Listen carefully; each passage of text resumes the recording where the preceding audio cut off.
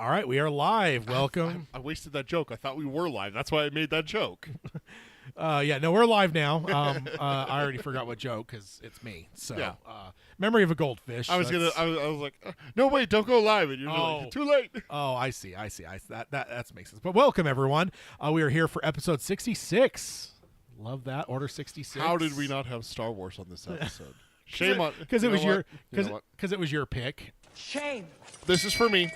I deserve this. Shame. How have we did not talk Star Wars on episode 66? Because if it were me, this would have been an episode about Order 66, and we would have just reveled in the glory. God, that is the worst. That is the rise of the Emperor. You're just the worst. Hit the intro. His rightful empire, of course. So, all right, let's go. Yeah, let's go ahead and hit the intro. We are here for episode 66, where we're going to be talking some more Harry Potter. Let's hit the intro and get the podcast side started.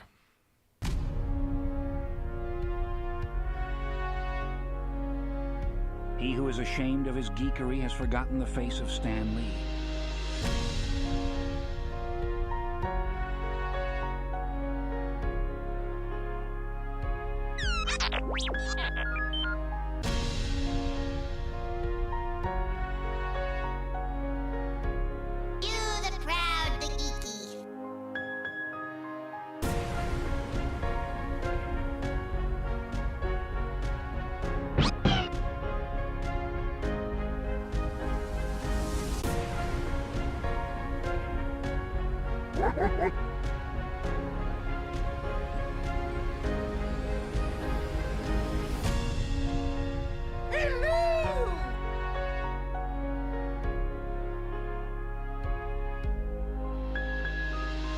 This is the podcast, Geekery Abides. All right, hello and welcome to Geekery Abides, episode number 66. We are just beating ourselves up a bit that this isn't a Star Wars episode in the pre-show, or the YouTube side. But I have failed you all. What? I'm so sorry. We are in episode 66, though, where our main topic will be Harry Potter and the Prisoner of Azkaban. But let's go ahead and hit the intro stuff first. First of all, my name is Tad, and with me in the co-pilot seat is Peter. Hello there. General Kenobi. That's fucking Obi-Wan Kenobi. You can't trigger your own button. Yes, I can. No. There's no rule against me pushing a button, sir. There's no reason for me setting it up. I'm going to take that No, button. you're away not. from you. No, you're not. Like hell you are. You know what I say to that, Ted? Go to hell, Powers! One of these days you're going to push that button. It's just going to be a penguin noise. No. But yeah, so we're here for episode 66. Welcome to mid-August. Yeah. Which is fun. Let's go ahead and jump on over. Well, first of all, of course, if you're on the YouTube side, you got to do the normal stuff, like, subscribe, ring the bell for notifications, because the old YouTube gods will destroy us and kill everyone that we love if you don't say those things. That's what I always hear anyway. So, it is an evil Skynet organization, so can't trust them. But next up, if you want to email the show, I'll make sure I got my right pedal here. My pedal shifted on me. There we go. You can email the show by emailing either of us directly, either Tad at geekeryabides.com or Peter at geekeryabides.com. I do know I have an email for next episode. I have an email for this episode. Oh, yeah? Yeah. Cool. So that's the way so we produce every other episode. Peter has the even episodes. I have the odd episodes. So if you have a topic that's upcoming, shoot it to the host. More likely than not. I mean, use your discretion. Of course, this is a Peter episode, but for instance, if I had picked this episode and decided I wanted to jump into Harry Potter 3 sooner, you would still email Peter, most likely, because it would probably be something that you would want, like, read to me or asked of me or whatever. So that is a way to contact the show. Just shoot it to either of us directly. So let's go over to... See, your wife agrees. That would be hilarious if your button was swapped out. Oh, does she now? For a penguin noise. Does she now? Maybe we should get some clown noises on here as well. Just two can play that game. Oh man. So next up, what have you? Let's go over to the watching, reading, playing. Yeah, I don't know. You're driving here, sir. Mine is super short, so I'm going to go first. Okay. Watching, I'm just watching Buffy the Vampire Slayer. I've decided to do a rewatch of the show. I love this show. I'm about to finish. I'm in season 7 right now.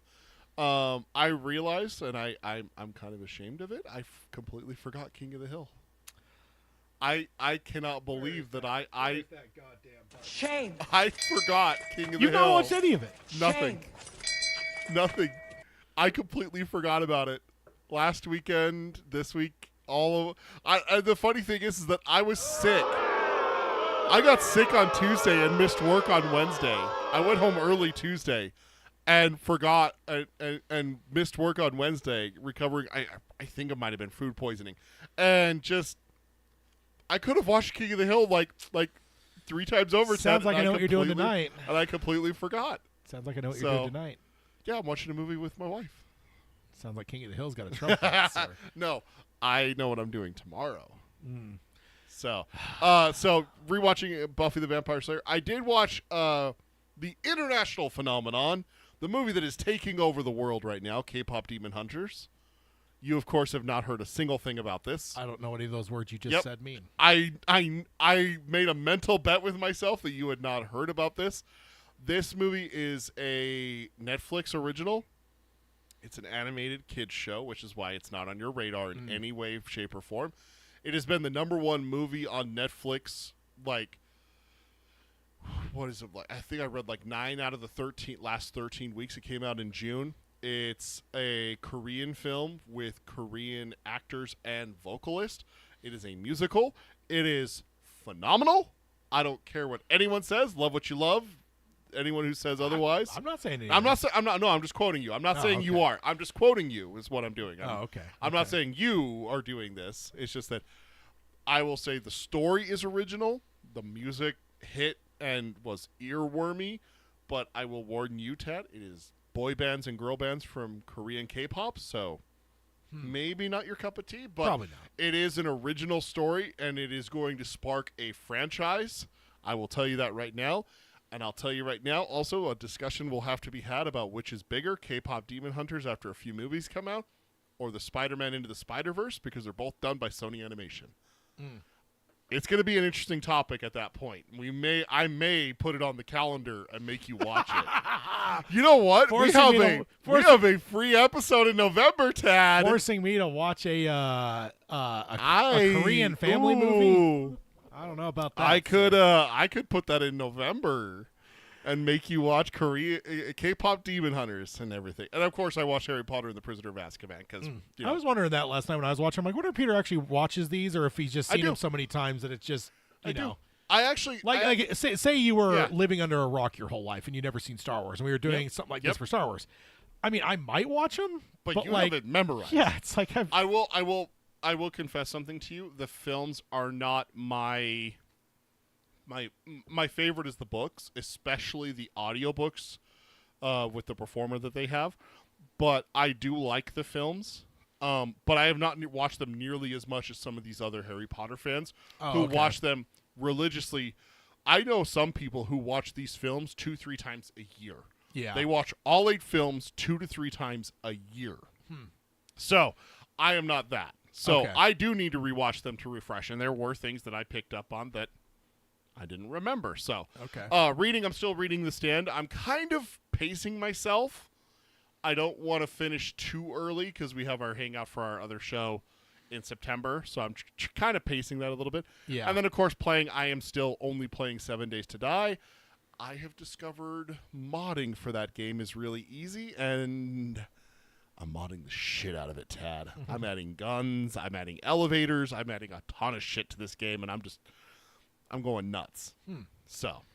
Sounds like fun. It is. So for me, mine is a little bit more. I've got more than I usually have. In some, not movies, because there was the Halloween last year. Right. So right. We'll never top that. I don't No. think. So I'm never doing that again either. Like I've thought about it. I think I'm going to do 31 this year, and I do still want to try to aim as many things I haven't seen. But 50 movies in 31 days. You were nuts. I don't know what the fuck I was. You were nuts. Yeah, I don't know. I don't know what I was doing.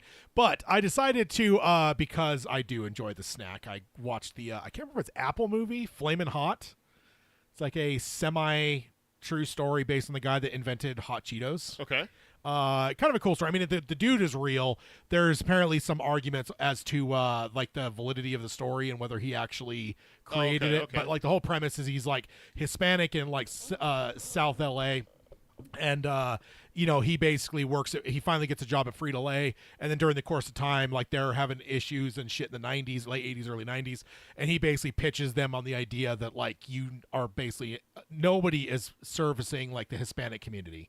And a part of that is spicy. Yeah. So it was all right. It was an okay watch. But yeah, like, there's like that one. There's the Tetris movie I've never watched. There's like some of these like that kind of feel like commercials a little bit. But I did grab me a bag of hot Cheetos and watch that. So as one should if you're watching. yeah, I did go see Together with Hayden. Very good body horror. Hayden loved it. I hear that he was such a fan of it and can't wait to watch it again. Yeah, it was a lot of fun. It did annoy me the whole movie though because it was Franco, but his brother. Oh, the off Franco. Yeah, the Kmart Franco, Dave? Something like that. Yeah. And his wife is apparently the girlfriend in the movie. Apparently, it's his real wife. So that was a lot of fun. Really great body horror for sure. The trailer had some good moments for sure, but there was definitely it was a lot of fun. There was I mean, I don't know what you got from the trailer at all, but it looks like something happens where they're like physically can't be apart and they start to melt together. Yes. I mean, the poster is the eyelids melting together, and then it looks like the eyes are about to start touching. Yeah, it was so fun. It was a lot of fun. I do wish I was eating some like lasagna whilst watching it though. that's just my thought. Oh my God, Tad. Oh, there's a message for you in the chat. Oh, it was so yucky. Oh, yeah. That's fair. Yeah. I also have been jonesing recently for a handful of movies. So I hit one last weekend without recording and shit. I threw on Goodfellas. Ooh. So Casino and one. Scarface are both very hot on the trail because I've been kind of like... They go hand in hand together, right? Yeah, I mean, the Casino and Goodfellas especially. Scarface probably not as much, but I've been like jonesing for like all three of those movies. Kind of like 6 or so months ago, I was jonesing for Heat and threw that on and watched it. So good to rewatch Goodfellas. And then, of course, connected to Henry Hill, I did watch King of the Hill because I'm not a noob that forgets about. Yep. That's probably one of my most anticipated things for the year. So, and it, honestly, 10 out of 10, maybe one of the best revivals that I've seen ever. Like, it was incredible. It's just like in the old show. For sure. Good. There's some people complaining about some voice changes. So of course Johnny Hardwick passed away. He was replaced by another cast regular, Dale. Dale, right? Yeah. But he did record a chunk of episodes, and it's hilarious to me because I was able to kind of figure out online which ones he was able to record. Yeah. And there's people bitching about ones he recorded. So he made changes to the voice based on the character aging, and people thought that it was the different actor. So yeah, I will say one complaint I do have is the Khan voice is terrible. They replaced him. And here's the thing that's funny. So you remember the old episode, one of the earliest episodes that's like Khan, and he's introducing is like, are you Chinese or Japanese? I'm Laotian. It's like, oh, the ocean? What ocean? Like, are you Chinese or Japanese? Like, it's a whole thing, right?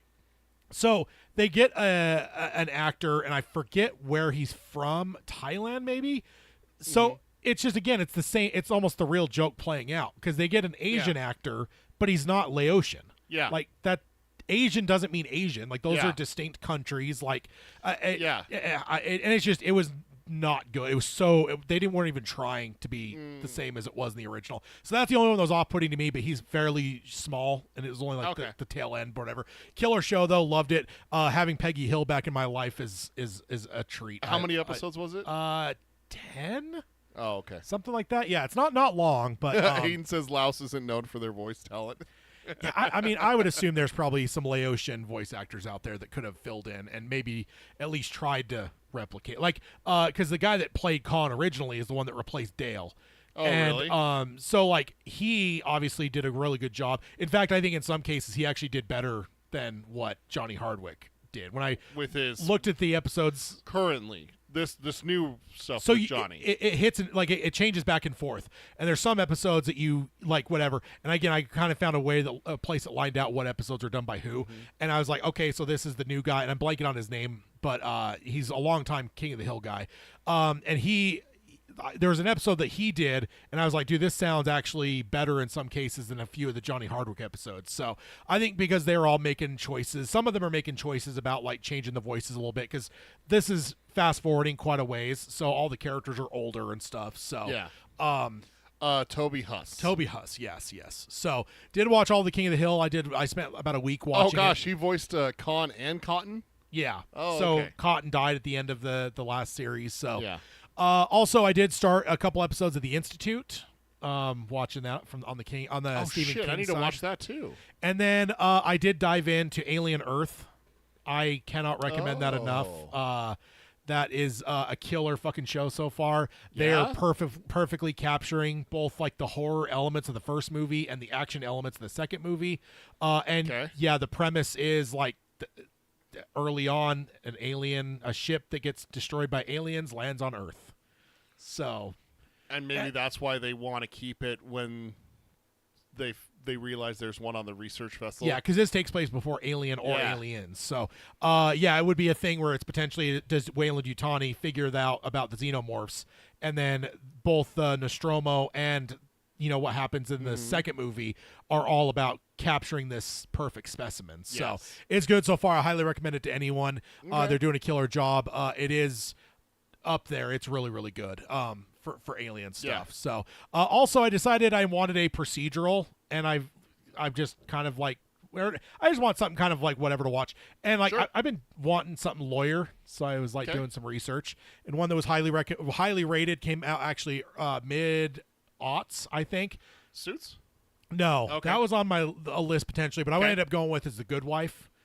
Oh, okay. So it's the chick from ER. She was one of the main people in the first number of seasons of ER. She was George Clooney's love interest. Yeah. She's the lead in it. She's a lawyer. Her husband is like the district attorney, and he gets caught cheating on her, and it's like a very Bill Clinton-esque thing. Yeah. And then he goes to prison because there's like, financial malfeasance as well. And now it's just her kind of being a lawyer, having to like whatever deal with the post fallout from the scandal and everything. Yeah, and it's fun because it's filling the role, because I love legal stuff. Like legal dramas are always fun. The other thing. So I see her kid. He's like 14 or so, and I looked at him and I'm like, that's fucking Harry Osborn. Is it really? From the Spider-Man games. I'm like, he looks just like him. Then he started talking. I'm like, he sounds just like him. Looked it up. It is. It is the actor. Yeah. They built the model in the game off the actor, so I was like immediately, I'm like, that looks like Harry. And I'm playing Spider-Man 2 right now as well, so I'm like, is that it? But I looked it up and I'm like, nope, it's him. Yep, so it's him. It's good so far, and also I love it because it's an old show, so it's like 20 something episodes a season. So I'm like, I'm like feeling for it to change to the next season. It's not. I'm like, oh yeah, because this is back when TV was TV and not 8 episodes long. Yep. And then of course I did watch Harry Potter and the Prisoner of Azkaban, which we'll talk about. I read The Stand, and then I'm playing Spider-Man 2, but I also dove into the Battlefield 6 beta last weekend. What'd you think? Played that for a bit. It feels like, apparently Battlefield has evolved a bit, and the last couple games have been very not what we would have played back in the day. So this just like a return to form, so it just felt to me like just what I'm used to. Battlefield 4. Yeah, so I enjoyed it. I think it's going again this weekend. I don't know if I'll have time for it, but I'll probably buy it for sure. And one I want to, potentially talk to you about getting. Ready or not? I'm sold. I'm sold. I bought it. I had some people tell me about it. Because, like, thing is, sold. Rainbow Six had a SWAT game, but it was all online. There was just nothing else. It's PvP, Yeah, and I just wasn't into that. So when I heard about this, I'm like, done. Bought it. Been playing it, been loving it. You can do co-op, but it is like Ghost Recon, Island Thunder, or not Island Thunder. That's a way old one. Wildlands, where you have a whole squad, but if you have a co-op person, it wipes your entire squad. It's just the two of you. Yeah. So it would just be the two of us. But well, I will tell you this: that I have already been recruited, and there's like a bunch of us at work that. Oh, really? That so, play. Okay. So okay. Yeah.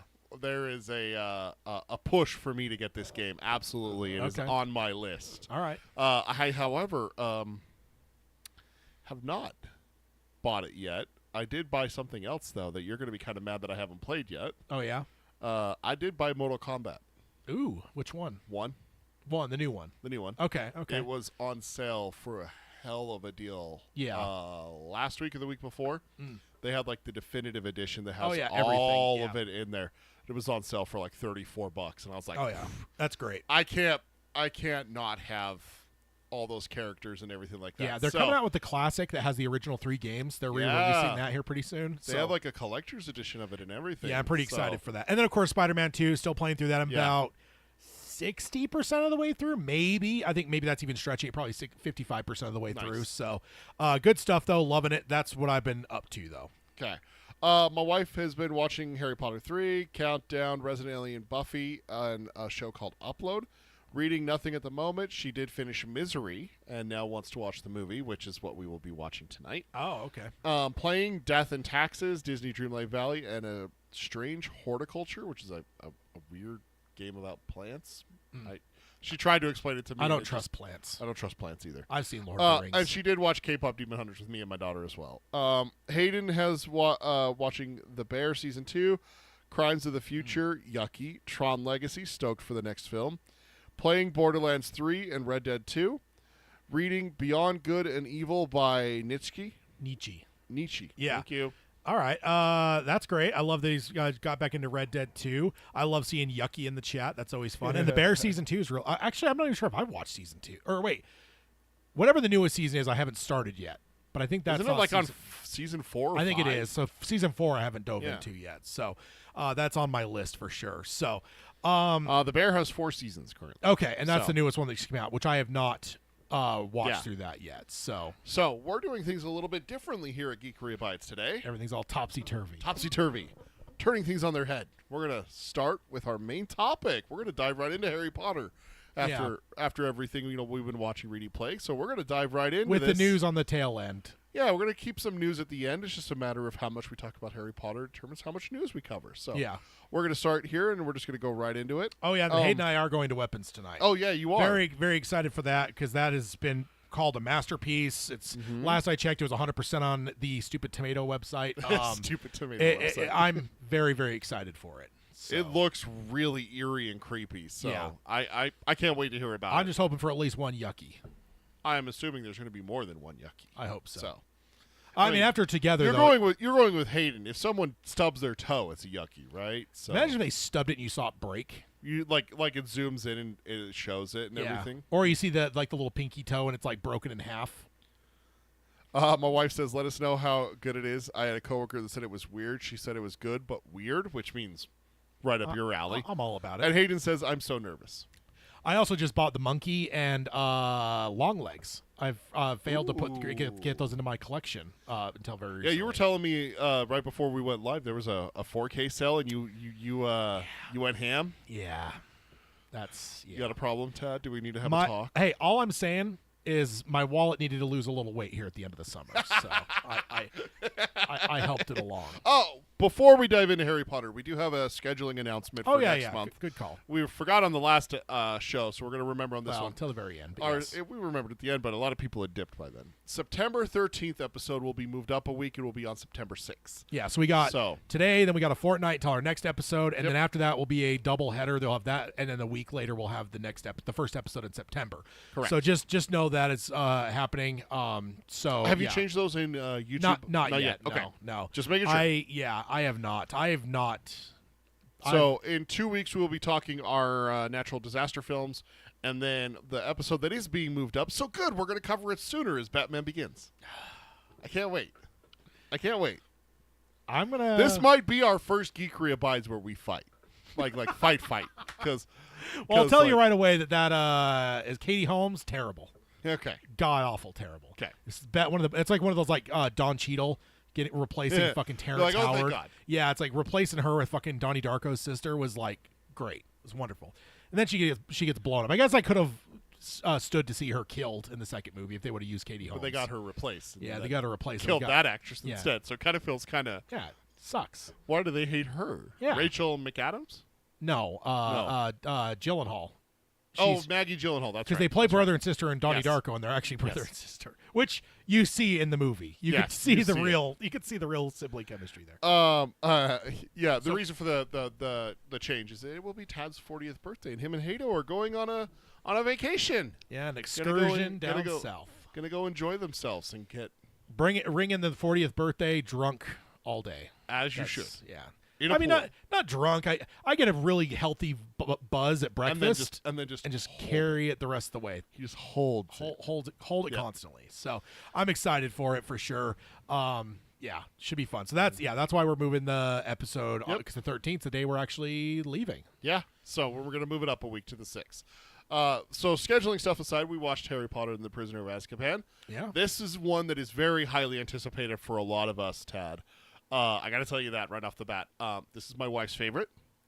This is your barber's favorite. Isn't that what you said? I think she said that. I think so. I mean, So- she told me also that it's widely people's favorite. A lot of people like this one. And There you know is what's funny is I actually kind of caught that from osmosis too. Mm-hmm. I feel like if you would have asked me, I would have said I would guess the third one is probably people's favorite. I just there's something about it that that just seems like it was regarded highly. So. There is a big flux in the book as well. You go book 1 is about this thick, book 2 is just a little bit thicker. Book 3 does expand a lot.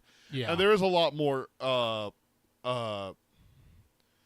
individual moments in the book that I'm saying this wrong. Let me start over. There is a lot more throughout the year with the book. Book 1 you see a lot of jumps. They jump from the first day of school in September to almost Halloween. They jump from Halloween to, the next year, Christmas. So there's a lot less of that once we get to book 3. So you see that a little bit here is that there is the full progression of the seasons. You see the winter, you see the snow, you see them at the end of year and everything like that. So there's a lot more with that in book 3 than there is in the first 2 books. So it is a little bit more fleshed out, and it is also the biggest question. This is where the books start to get a little bit darker.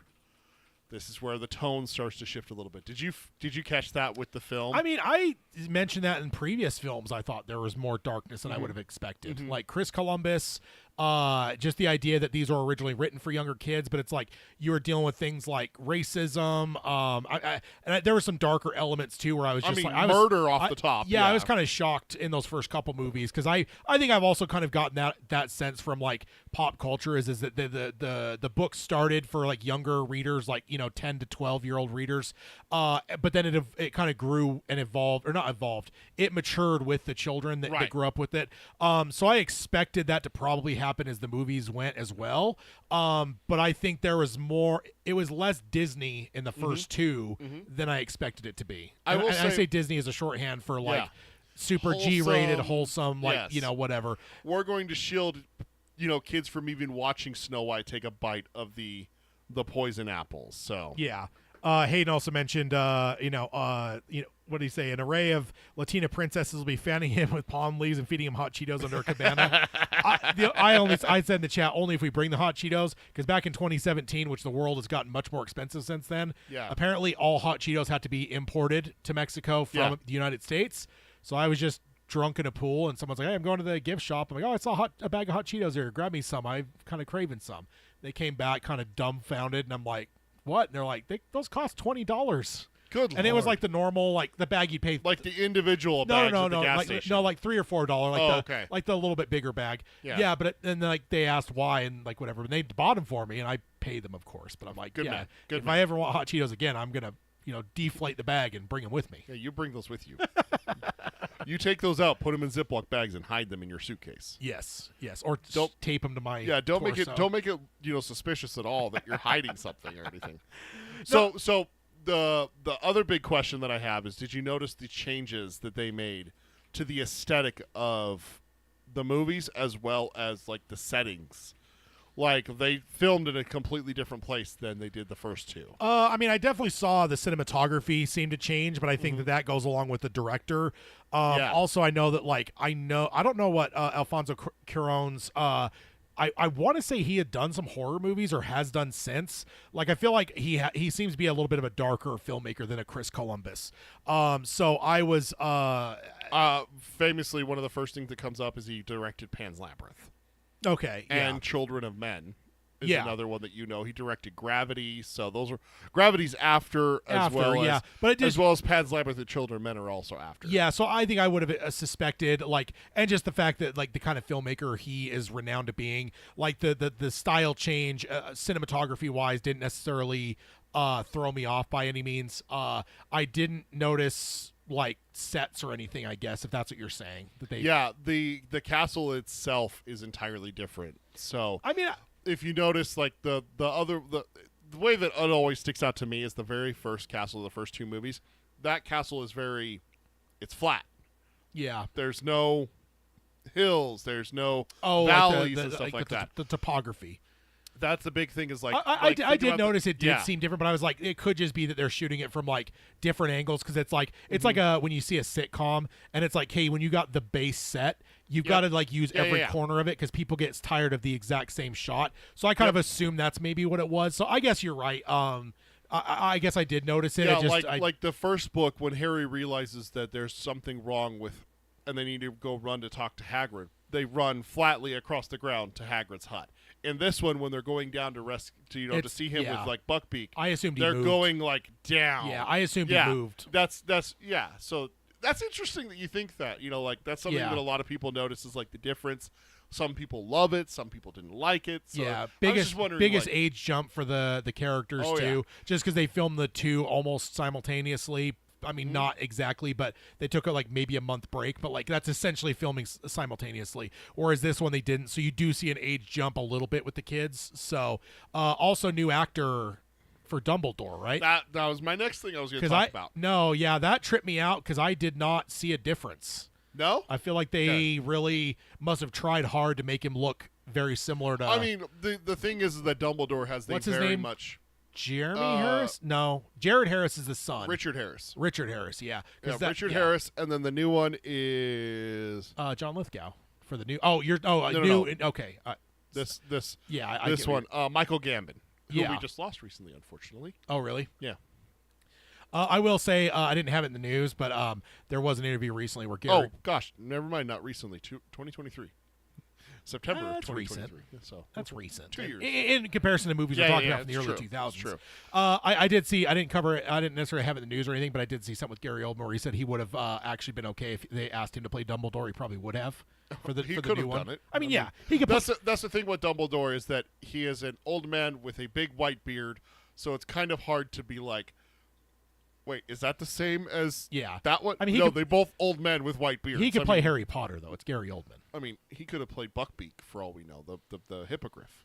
Yeah. So, yeah. I will say absolutely. too, I was very celebratory that he finally showed up. I can't remember what I told Yeah. you, but I know my barber's asked because I'm like, I can't wait for Gary Oldman to show up. She's like, oh, what do you think? I'm like, I don't know, third or fourth movie would be my guess. I did not know that he would be the titular character of this movie. I did write it down. That Hayden, a great big bushy beard. a great big bushy beard, exactly. That is one thing that I did have written down is like, what'd you think of the new Dumbledore? Yeah, no, I would say it wasn't shocking or like jarring. I Yeah. feel like if I hadn't known that there was change, I don't even know if I would have spotted that it Mm-hmm. changed. And that's not to like shit on anyone, but or maybe it's to give them credit for. I think it's You know, give the Michael Gambon, I think is his name. Is how you say it. Is that how you pronounce it? Gambon. Gambon. Gambone, maybe. Gambon. Yeah. Gambon. So credit to him. It did, and looks wise, it looked very similar because like it's not just a beard, right? Like it's what's under the beard, and I feel like that's where it tripped me out that it's like that looked so similar that I'm like, Yeah. if I didn't already know, Right. I wouldn't have suspected that anything changed. So Hayden says, I will say I think totally the cinematography and color correction, editing, etc. does start to get totally darker or more intense as the plot line gets darker and intense for the kids. Yeah. What I want to call out is like the second movie, we have the big scene with like the spiders, right? But think about how kind of comical that is. Like the spider jumps on the car. It's not too You know, it's not too intense. Yeah. But now think of like the scene at the end with the werewolf and the dog showing up. Well, that's just you saying. Grabbing. It's the No, werewolf. the dog's. Well, I'm beastie still. But like the dog grabbing Ron and like the music and everything like that. Think about how much dark. I know it's not dark for you. Yeah. My God, you could watch like the most horrific thing and be like, huh, that's cool. Yeah. Because you're evil and soulless and heartless, and we know this. So it is something that, you know, when you look at a kid that was, 8 when the first movie came out, who's now 11 when this movie comes out, I think that's where it would be. That is some pretty intense stuff. Oh, there yeah, with for that. sure. So Yeah. it is one of the things that is brought up. And then obviously, yes, that's my third point is We obviously get Gary Oldman. We get Sirius Black. I've been waiting for him. I mean, I'm always Here like, he is. I'm always like, wait, is he the broomstick right there? Is that Gary? It's Gary Oldman. Nope, he's not in it until the third movie. So Oh, he's Hermione, I guess. in the second movie. That's probably Gary Oldman. You never know. It's like Mission Impossible, when like they pull the faces off. Like Gary Oldman just does that, but he doesn't have to pull a face off. He just goes click, and suddenly he's Gary it's Oldman. like, oh my God, that's Gary Oldman. I didn't realize that. I thought I was watching Emma Watson. Yeah, they should make him morph in the new X-Men. He should. That'd be a good one. They don't even need any CG or makeup. Just No. like, hey, you need to look like Beast right now. You blink and there's Kelsey Grammer standing there in blue and everything. So what you think of the character Sirius Black and the story behind the story there? Maybe it was the bamboozling from the first movie.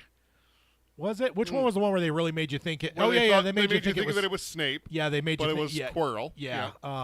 And thank you. I got you. You're still learning the Harry Potter universe. I understand. But then all of a sudden my mind just blanked because I was going to call him the name from Die Hard. What was it? Gruber. Hans yeah. Gruber. That's almost what I say. Because I mean that's an iconic role for him. I mean, absolutely. It's one of the greatest Christmas movies of all time. No, not a Christmas movie. One of the greatest action. I would say one of the greatest action movies of all time, though. I love to poke the Tad. No, yeah, I mean Gary Oldman finally for sure. But maybe it was because of that whole thing from the first movie. Although I remember thinking the same in the second, it didn't happen, and I gave it credit for the fact that they didn't just play the same trick. But I think this one was obviously done much differently to the point where I don't think it's a discredit to repeat what the first one did, because the first one it was suspicion and it was like circumstantial. This one is like, no, this is a bad dude, he's been in prison, like he's going to try to kill you type, and like so like it was built entirely different. But there was part of me, I mean, I don't know, I guess there was part of me that wondered if he's actually bad. So when there was the swap, because at first when that scene played out I was like, okay, so it's either he's not bad or this other teacher was bad all along and he's in on it, whatever. Because I mean, let's be honest, Gary playing a villain, nothing gets better than that. Like I mean, I can't think of a single thing that's better than Gary Oldman playing a villain. So I would have been okay with it, but I did kind of wonder. I remember you asking before we started the films, is Gary Oldman a bad guy? And I said, yes. On purpose, I wanted to mislead you because I am a liar. I mean, deception. He is a convicted murderer after all, so I mean. Yeah. Can you argue with me that he's a bad guy? He is a convicted murderer after all. So I mean courts never get anything wrong. The way you see bad people, though, you're always pointing the finger at very good and lovable characters like Randall Flagg and saying they're Lex villains, Luthor and everyone like that. I will say he's not in it much. Not in the film. I mean, but at the same time though, I remember thinking midway through the film, like, I mean, we saw a poster pretty early on, and I Leo memed it. There's Gary Oldman. So whatever. But then, like, I will say what the thought I had midway through the film is like he's not in this much, but I felt what I always call is the Jaws effect. So there's the Jaws effect. There's also so even when it's not about like the shark's not on the screen or the shark's not immediately attacking someone, that's the only thing you're thinking about. Yep. And I think they did a good job of that, where like he's the ever-present danger. In the distance. Well, you also have that, but then you also have like the grim is also playing like the counterpoint to it as well, because not only is Harry very conscious of this very real threat of Sirius Black, but at the same time, he leaves his aunt and uncles and he sees this giant black dog that disappears almost magically. Yeah. Kind of thing. Which is Gary Oldman, right? That is Gary Oldman. Okay, Yeah. He is the dog. He's an animagus. I can never say that word right. Which is a person who magically can turn into an animal. You're supposed to register. They don't really cover this in the movie. It's more covered in the book. You're supposed to register with the Ministry of Magic. They became animagus to run around with Lupin as a werewolf as kids in school. Peter became the rat so that he could push the knot on the Whomping Willow that would release Lupin, because that's where Lupin went to spend his time as a werewolf. So Harry's dad, James, would be a stag. Big, giant deer with horns, could hold his own against a werewolf. Sirius was the big, giant dog. Those two would keep Lupin in check. And with their camaraderie, the animal like psychic, being able to talk to each other kind of thing. Yeah. Lupin started being less wolf and more man and enjoying these outings. So that's where you have the parallel of like he has this very real threat that Sirius Black is after him. Arthur Weasley, Ron's dad, tells him like he's going to come after you. Yeah. So he has this very real threat and everything like that. McGonagall's an animagus. She turns into the cat. We see that in like the first movie. She turns into the cat a couple times. Yeah. She's a registered legal one though, because Yeah. McGonagall would never break the law. Don't ever slander her. How dare you? But we have this very real threat of Sirius Black, but then at the same time, he's got this supernatural thing hanging over him all year, where his teacher divination is like tea leaves and crystal ball and all that, and they're like a real thing. They're like, oh my god, it's the Grim, and his tea leaves, it's a dog, it's the Grim, and then they do it like 5 other times in the book, where it's like she's looking in the crystal ball and it's the Grim, and she looks at his hand and it's the Grim, his shortest lifeline she's ever seen, and everything like that. And so he's got that in the back of his mind and everything. And then they did it a little bit differently in the book. The Quidditch scene where he sees the Grim in the clouds, he actually sees the dog in the stands. Like, it's not as full because it's raining, so not everyone showed up, so there's empty part of the stands, and there's a dog sitting there, the Grim. And then he falls off the broom. And then everyone's kind of like, him and Ron and Hermione are kind of like, well, the first time I saw the Grim, I almost got hit by the night bus. The second time I saw the Grim, I fell 100 feet off the broom. Maybe there is something to this kind of thing and everything. I will say I like that bus too. That was the pretty night cool. bus. You like that part? That was pretty cool. Little shrunken head talking to people. Yeah. Why the long faces, boys? Yeah. Well, then just how fast it was going and Yeah. stuff. Like that was cool. That was cool world building stuff. Yeah, for sure. I like that stuff. Where it's like, what about the Muggles? Don't they? No, they don't see right. Kind of thing. Yeah. But then that's also where you see like the newspaper. That's the first time you see Sirius Black is on the newspaper right there. Yeah, so. and of course I spot Gary Oldman immediately because though he is a man with no face, you still recognize him. I can spot Gary. You anywhere. can. You're the pro Gary Oldman spotter. Yeah, even even in like the Churchill movie. Yeah. I remember like when they first released that poster and it had him on it. I remember looking at it for like a bit because I'm like, oh my god! But it was something in the eyes that I was able to see. Like, yep, Gary's in there. Yep. But It's not someone being Churchill. My wife says yes, she loves the night bus. She actually bought we actually got her the Lego of the night bus, so she has built that Lego wise. oh, okay. So, first scene, what'd you think about the whole ant blowing up thing?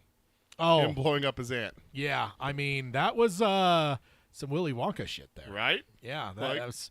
I mean, I wish you would have done it to like one of the other people there because I mean they did a good job of making her pretty terrible in a short amount of time. yeah. But like just do that to the rest of them. The thing that they describe in the book is that the Dursleys love when Harry's gone. Like if Yeah. Harry goes to his room, they're happy.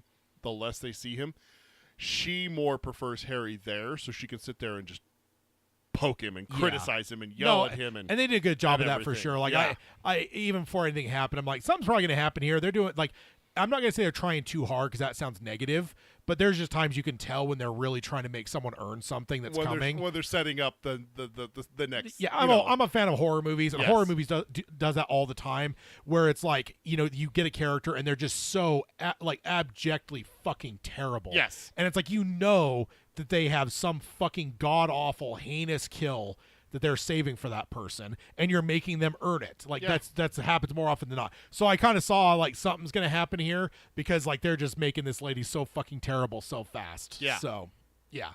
It was good though. It was well done. Like I said, like again, it felt kind of horror-ish, like body horror almost, like in an innocent-ish kind of way, like nowhere like together. But Yeah. no, it was good stuff. That played out. Did you pretty well. catch that? Dudley, the cousin, didn't notice until things landed in his plate. Yeah. Like he And was so transfixed on the TV. Yeah. That he looks up and then he catches the buttons to the face. Yeah. And then later on, he's just looking at the other TV that's playing the same thing. Yep. So, also, maybe might be skipping ahead, but the fact that we've got light at the end of the tunnel of maybe Gary Oldman can bring Harry Potter in and then he won't have to live with Yeah. those fucking god-awful Yeah, people. right? So- Like how great is that? Like he offered to take Harry. He's Harry's godfather. That was a twist, Yeah. Yeah. No, it was, yeah. What do you think about the whole world building with like the universe building with like what happened to Harry's parents was that they were betrayed by a friend. They weren't just Voldemort didn't just find them; they were betrayed by a friend. Yeah, that's I mean, I feel like that's like classic storytelling, Right. Like going Yeah. back to like the Bible and shit. You got Judas and Sure. stuff, so it's like I feel like that makes sense, especially in a kind of story like this. Like, I don't know if the author was like looking at like the Joseph Campbell stuff, but like there's a lot of stuff in this that's very reflective of like traditional classic storytelling. And betrayal is that usually has definitely influenced her. I think she. Has she I overtly honestly said think that? she has said that. Okay, Because she does. It's she clear. She does very classic good versus evil stuff. Yeah, and it's so. very clear in the content, Yeah. but some people almost do it unconsciously versus people that like study it and then like Lucas has overtly said like Joseph Campbell, I almost wish I can give him a writing credit on Star Wars because like Yeah. his philosophies on Light side storytelling versus dark side. Yeah. So, and like the call to adventure, there's like elements that are almost like foundational storytelling, and that's where it gets tough because like some of the Joseph Campbell stuff has become foundational storytelling, and it's hard to know, did somebody just learn this because that's how you tell a story, or do they learn it because they studied his writings on like, because what he did is he basically just studied like ancient storytelling and went through all different cultures and different centuries and found that like, and distilled everything down to like, here's what stories usually come down to. Yeah. And and people have obviously, since he's written that stuff, have taken it and made that their foundational stuff to like essentially feel classical. And that's what Right. I'm saying is like there's elements of these stories so far, of these first 3 movies I've seen, there's elements that fall right into that stuff where it's just like, whether she's a fan of classical storytelling or whether she read Joseph Campbell, it's evident, and I definitely appreciate it because it makes it feel timeless. Yes. I think that's a problem sometimes when you don't have those things, is that's when you can find a movie that fits into an era that doesn't really translate as Right. well, right? Like I always tell people that there's like sometimes there's all-time great movie classics, but it's like if you don't know the time and place that the movie was set, you're gonna miss it. Like I always say that about like The Graduate Yes. with Dustin Hoffman. It's like Yes. that is such a movie of its time. If you're not as familiar with what was going on in that culture in that time, Yeah.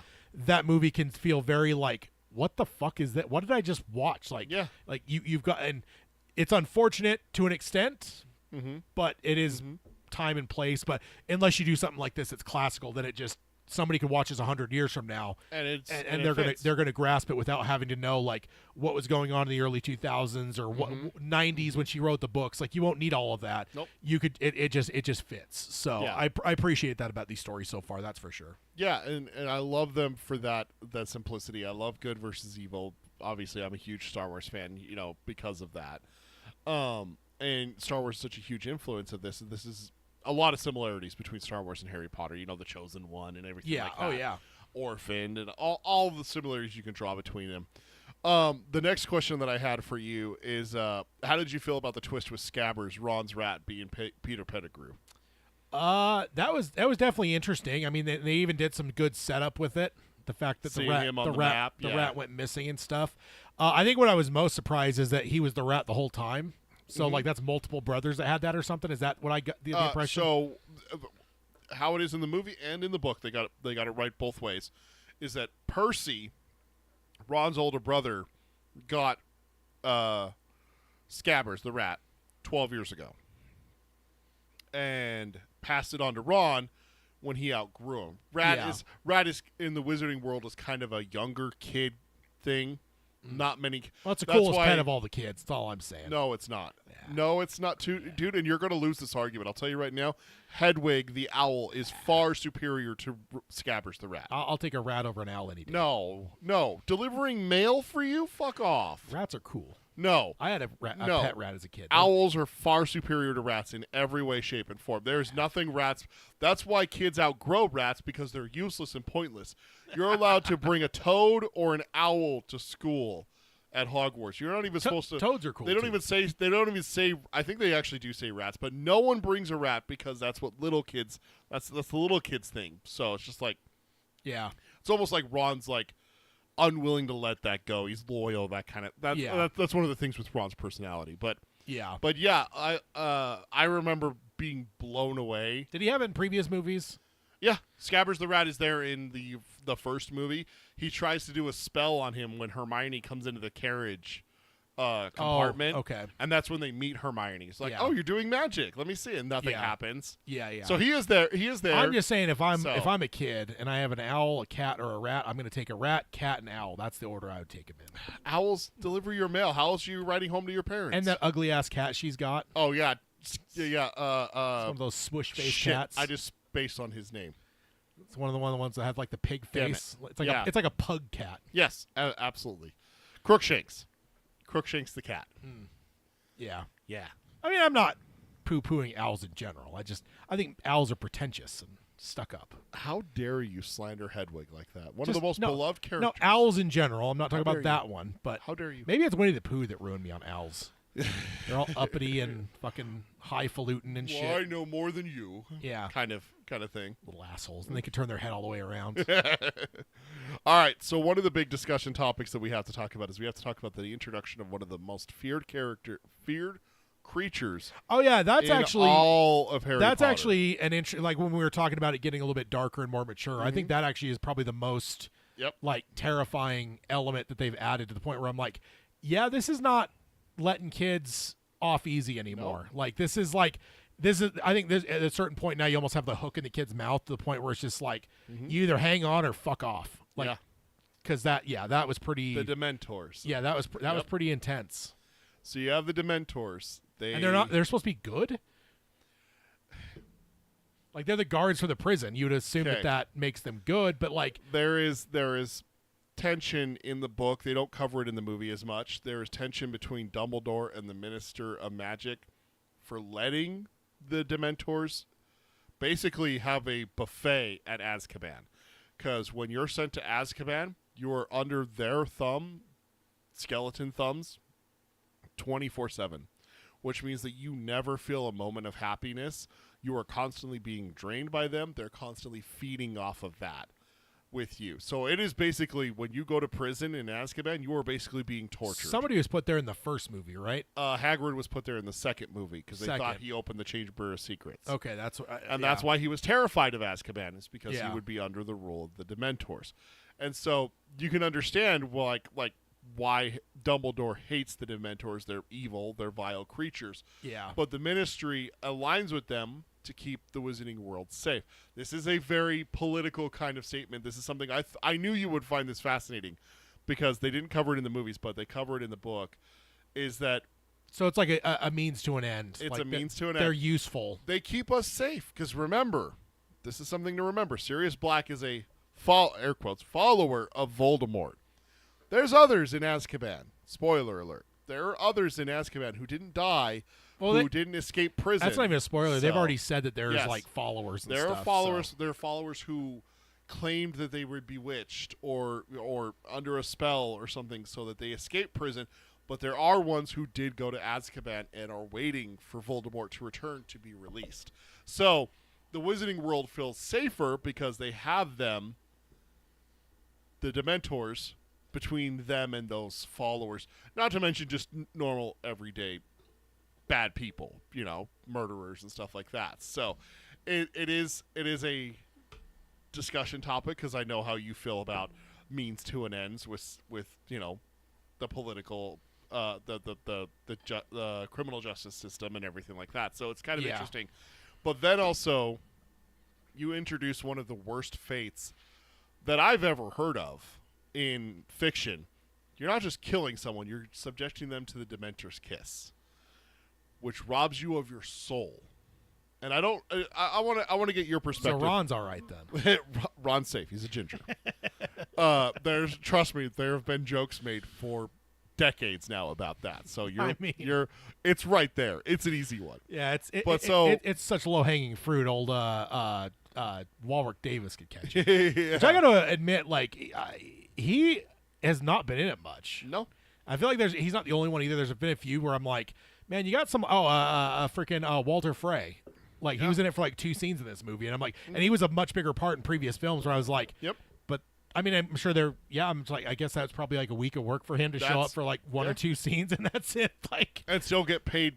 yeah, I know it's not whole bad. lot of money? It's not bad. I think it helps add to the world, but it is part of me that wonders that like, is it going to be better on the TV show because you'll have more time to potentially spend with some of these characters. I'm not is- saying that like Warwick Davis's character is like big enough to like justify. I don't know. I'm just the fact that he's such a fucking legend Yeah.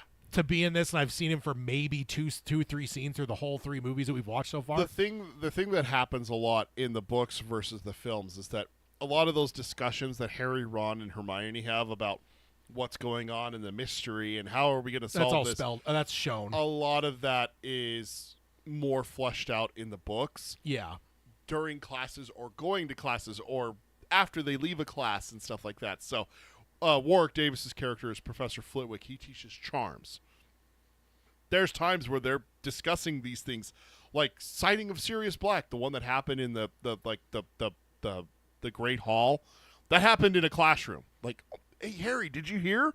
Sirius Black was spotted. What? Where? You know, that Yeah. happens during a class kind of thing. So Yeah. a lot of that stuff does get kind of lost because you're transitioning to a 2.5-hour movie. So Yeah. the books do cover that a lot more, and those characters are in there a little bit more. I will say though that Filch is that's a Walter phrase. Okay. Yeah, he's a very minor character. And, so, and it's probably but it is- more, it it's is more just that I interesting. know him Yeah. because of the actor that Yeah. I'm able to spot that, like, oh, and Warwick Davis is like, that's a big part of my childhood. Oh, yeah, 'Cause, absolutely. You know, like not just Star Wars, but Star Wars, Willow, like Yeah. he's been all over the place. So no, and it could add to like the element of making the world feel bigger and stuff. But Yeah. I know that's a whole tangent. You were talking about the soul sucking. But yeah, like the Dementor's kiss, like that is one of the worst fates that I can think of in a lot of. I mean, there's like ones that where it's like you're being tortured for all time, like Pinhead and stuff like that. Like there's a lot of stuff in horror that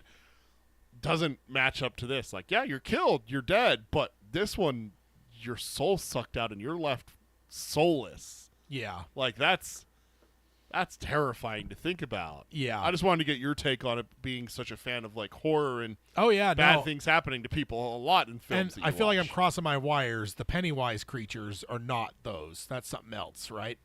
That become your worst fear. That's very Pennywise the clown. Yeah, the Dementors don't. That was something else. They don't. That was the Bogart. Okay. That creature doesn't feed off of your fear. It does it as like a defense mechanism. No, but the fact that it Yes. appears as your greatest Yes, fear that's- is like that's called a that's, Bogart, That's yeah. very Pennywise the clown. I thought that Yes. immediately. It's like Pennywise. And that scene upset Lydia so much because it has a big giant clown Jack in Oh the Box. yeah, I thought about that. Yeah. And Jack in the Boxes are just creepy too. I mean, dude. Clowns aside, right? So, what I love is the new one is those little cacti. That, Oh like, yeah, mimic. you. Dude, it scares the fuck out of little babies and shit. And I'll watch those videos for hours. Pets as well. Oh. Pets don't like it. I don't care about scaring pets, but scaring babies, that's great. That's great fun. Of course you good, like good scaring wholesome kids. fun. No, I think that that's. I mean, I don't necessarily know what does that look like for people in terms of to compare it against like horrors and stuff, right? So like, what does that look like when that's happening to people? So they describe it in the book. Lupin, because Harry asks Lupin, it's mentioned during one of their training sessions where he's trying to learn the Patronus charm. Harry asked what the Dementor's kiss is. Like, I saw it in the newspaper that if they catch Black, it's going to be the Dementor's kiss. And how Lupin describes it is that it attaches its mouth to yours and sucks your soul out through your mouth. And Harry's like, oh my god, so it kills you. And he goes, no, you can live without a soul. But you are basically an automaton. You have no desires. You have no love. You have no feelings. You just exist. Yeah. You'll eat. You'll drink. You'll sleep. But you are just... You're nothing. Yeah. It's like if someone stripped everything that is Tad out of... Like we were just talking about. You enjoy those videos where babies get scared of the cactus. That'd be gone. Yeah. You're enjoying of hot Cheetos. I mean, while being fanned by my level of evil is far beyond theirs, though. They couldn't. Oh, they could. They could, Tad. It's the one creature I honestly believe. Like, if Pennywise went against you, I honestly believe that Pennywise would just self-destruct and just implode. I don't think that it could turn into anything. But the Dementors, I honestly believe, is one of the most evil creatures that has ever been existed.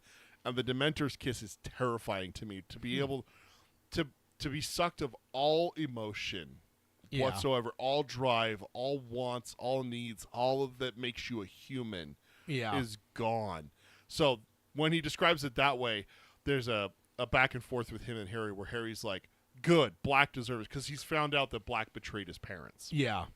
And Lupin's like, really? You think so? You think any human has done anything that deserve that? Yeah. And Harry says, yeah, I think Black and Voldemort both deserve it.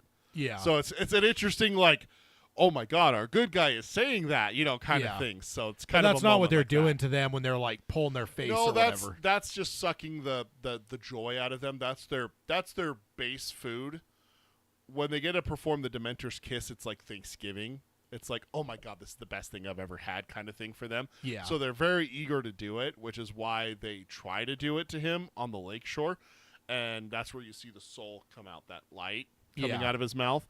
That's Sirius Black's soul leaving his body. And so they kind of portrayed in the movie that he's dying, because when the soul goes back in, he gasping like he's been rescued from drowning kind of thing. So it's a Yeah. little bit different in the book than it is in the movie. Yeah.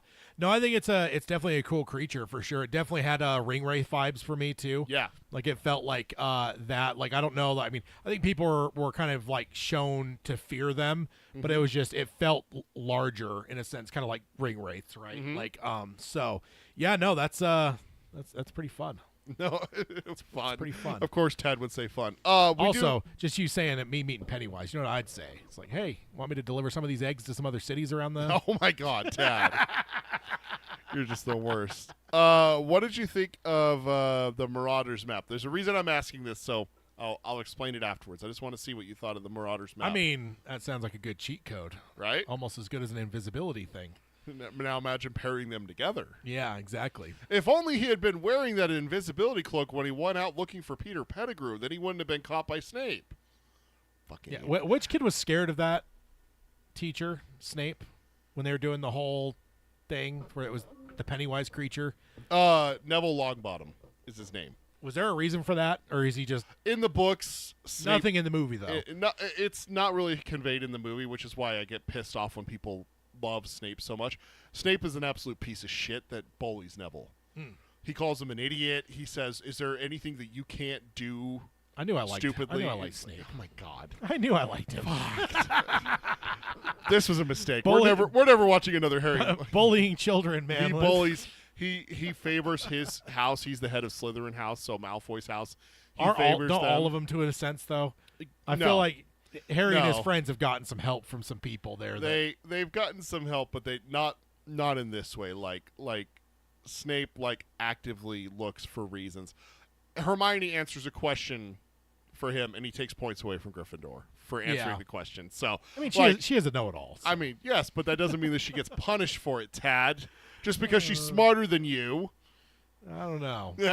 I was waiting for her just to pull the classic Lisa Simpson line, the teacher. Like anyone other than Lisa Simpson. Like He I was does. waiting, He does. I that. was waiting for that He line does that in the book three times. because you know that there's real teachers out Oh, there absolutely. that have that kid where it's Oh, just like, absolutely. I mean, it's in Brooklyn Nine-Nine even. It's like, oh my God, I have an Amy. Like when Amy becomes a sergeant and she Yeah. realizes she has someone like her. yeah, The reason I asked about the Marauders map is this is one of two things. The other one comes in later in the series. This is one of two things that you will see fucking everywhere. Bumper stickers, tattoos, T-shirts. Is the I solemnly swear that I am up to no good. You've probably seen it around with the little footprints as well. sounds like something I would put on my. My doctor's office has it in their office. They have a picture of I solemnly swear that I am up to no good. So it is one of the most popular things that came out of the I'm a Harry Potter menace. stuff. So I'm a menace. I'm always up to no good. you are. You would never be able to say the thing that wipes the map. I mischief managed. You never would be able to say that because you're always up to more, and more and more. It's good though. Everyone loved Dennis the Menace, so nothing wrong with being a It was on menace. for many years. Yeah. Yeah. Did you like Buckbeak the hippogriff? The winged creature Oh, that they saved. yeah. It was the second half of the movie. I was trying to remember what the fuck they called it. Yeah. Buckbeak the hippogriff. He attacks Malfoy. Yeah. I mean, it was kind of cool. I feel like that was cool world building because, like, just the sense that, like, it was kind of an independent creature. Yeah. Like, it wasn't just a mount, right? Like, there was a whole process to it. Like, I feel like they did a good job of setting if up. you insult it, it will attack you. I love that about I didn't even that. get that. I just got Yeah. the sense that, like, no, it's Hagrid all- tells you that. Oh, I missed Like, that. yeah, I he just says that, like, don't insult a hippogriff. It'll be the last thing you do. and Malfoy's not paying attention when Harry goes to bow to him. That's why you bow, is showing respect Yeah. and everything like that. Then Malfoy's like, oh, well, I can do it. And then he goes up, shoves Harry out of the way, and says, you're a great brute, aren't you? You insulted the hippogriff. The hippogriff attacked you. And then that's why they're putting it to death. So, Although I will say at this point, does anything stay dead in this universe that's in an animal? Because we've had a couple animal deaths now that have been undone in some way. Something earlier, too, where I was like, oh my God. the cat was the cat. petrified but not dead. Yeah, the cat. And then you got this now where it's like, I mean, it was shot in a way where I was like, that's probably not real.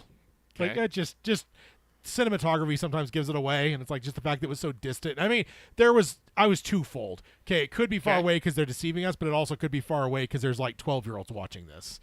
Right. So, I Yeah. mean, there was like, I would probably say I was leaning 65% that it was not going to be dead. Yeah. Because like, but then again, we are getting more mature, quote unquote, as we Yep. go. So Yep. maybe we will get to a point where you fucking ice some beloved creature and let it stay dead. So It is very possible. I mean, Scabbers is dead now, that kind of thing, because like Ron lost his pet. So yeah, that is a beloved pet. that is a beloved pet, to but lose it's like Ron lost a pet there. Yeah. Imagine the betrayal too. It's not just a pet. That was a fucking man sleeping in your bed. So Yeah. now Now you made it creepy. I mean, it's been creepy for years, Tad. Everyone's pointed out that there's a grown man sleeping in a boy's bed. So Yeah. it's been noticed. It's not just is it called Neverland? me. Oh, what did I say there? So I do have the email that I need to read. So we have a fan that wrote in. John from Buffalo wrote, I discovered Harry Potter when the third book was released. I was 23 at the time. It is by far my favorite book and movie. We've seen this. It's a theme. We've talked about it. It's like I said, like just the fact that I'm like never really paid attention to it, and I was still Mm-hmm. able to pick up that the third is so many people's favorites. Like that probably means something, right? Yeah. I like the difference in style, and it is definitely a more grown-up movie after the first two. Sirius is a great character, and Gary Oldman does a great job. Love the shows. John from Buffalo. Awesome. And then he also responded to his own email and said, forgot to add reading, watching, playing to my Harry Potter 3 email. Reading Nosferatu, watching The Institute and Dexter Resurrection, along with House rewatch. I'm assuming House of the Dragon. No, House. Oh, House! Just the it's not Lupus. Yeah, okay. And then playing GoldenEye 007 on N64. Johnny from Buffalo, New York. So just had to read those. And then last thing I have for the main topic, is that about good for our news that we have, or what do you think? 'Cause I got a few more questions. It's just a matter of if Oh you no, want. like we don't need to necessarily save time for news. I think it's more of just prioritizing the main topic and Okay. what comes. So It's just a matter of how much more you want to talk. Because, dude, I got let's- more, more questions. let's go, man. It's What do you it's think the about main the topic. Time Turner? Is it John Williams? I was trying to find Prisoner of Azkaban film score 2004, the third He does final the score of main- the series to be composed by. Okay, so this was John Williams then. Yeah. Okay, because I know at a certain point he pieces out. So I just didn't know where it was. So he did do this one because when you have a filmmaker change, sometimes your composer is Composer. going to change Yeah. too. So this was. I him. think Okay. this is his last one, if I remember right. It is. Yeah, it says Yeah. the final Harry score Potter, of the yeah. series be composed and conducted by John Williams. Yes. Also performed at Abbey Road Studios in London. That's pretty Yeah. cool. So Lydia says, I solemnly swear I am up to no good is for sure Tad's theme. And Hayden says 100%. So I had to ask you, what do you think about the Time Turner and introducing time travel into the Harry Potter universe? I knew something was up with her. I was like, okay, I mean, so Ron calls it out like every single time, right? yeah, Where'd she come from? Yeah, they call a lot of attention to it. So I'm like, she's doing something, and like my suspicion was she's basically taking multiple classes at once. So I'm like, I don't know if it's like invisibility or something. I didn't necessarily pick time travel, but I thought that she's up to some kind of malfeasance. Okay. So, which fits her character for sure, being the overachiever and stuff. So that kind of makes sense. But yeah, In the it's- books, she's taking twice as many classes as the other students. and that doesn't raise suspicions. No, it was cleared with McGonagall. McGonagall, so that's the head of Gryffindor House, McGonagall. She is the deputy headmistress of Hogwarts. So basically the vice principal as well as a professor. She has a meeting with Hermione early on in the very first time they get to Hogwarts. And when they get their schedule, Ron's like, what do you mean? At 9 o'clock, you're supposed to be in 2 classes. At 10 o'clock, you're supposed to be in 2 classes. At 11 o'clock, you're supposed to be in 2 classes. He's like, you can't do this. And she's like, I've arranged it with McGonagall. And that's all she'll say all year to them until the the hospital wing at the end where she pulls out the time turner and her and Harry go back in time. Yeah. No, it was interesting. I mean, I probably should have spotted it because there was a couple things that were very unusual, like them by the pumpkins. Yeah. Like just the way that's played. It's like, okay, that feels like. But again, I don't think I was thinking time travel enough to where I would have thought like, oh, that's them behind. But like, there's the moment, there was you're weird, talking about where they're hiding behind the pumpkins. She turns I thought around. I just saw what then trails off. Like so, I probably could have predicted it, but I just don't know if I even like had like the thought that time travel was even a real possibility in this world. Yeah, So. it's good. It's good. You don't have to figure everything out, Ted. It's good. No, but yeah, I know you like to though. yeah. When they throw those things out Breadcrumbs there, in and there, it's just yeah. like, come on now, something's paying off Yeah. here. I did wonder if it was Gary Oldman behind them though. Ah, So okay. because I don't know, like it just feels like In retrospect, he probably was in the woods looking for scabbers, so yeah. he very well could have been. And a great big black dog. Yeah, so cuddly. I was a little bit disappointed with what's his name for not fighting for that animal to not die. He was just Hagrid? he was just accepting. It Yeah. seemed like I was like, not gonna put up a fight here, man. Not gonna. I mean, the big thing is that in the book it does cover it a little bit more. He appeals the decision and everything, and they're like, and it's just because they're the like, kid's well, dad just is say- powerful, right? yeah. Is why they're killing it. They're doing that because it's a danger to the students and everything like that.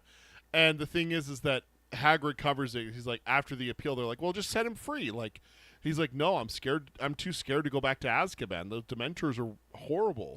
So there's that built-in fear in the society of not breaking the law. So Yeah. that's the reason why. Is Hagrid's just too good to do wrong No, like that. yeah. So Stupid nerds. I get it. Yeah. I did forget to ask you about a new character that was introduced. How did you feel about Professor Lupin, the werewolf?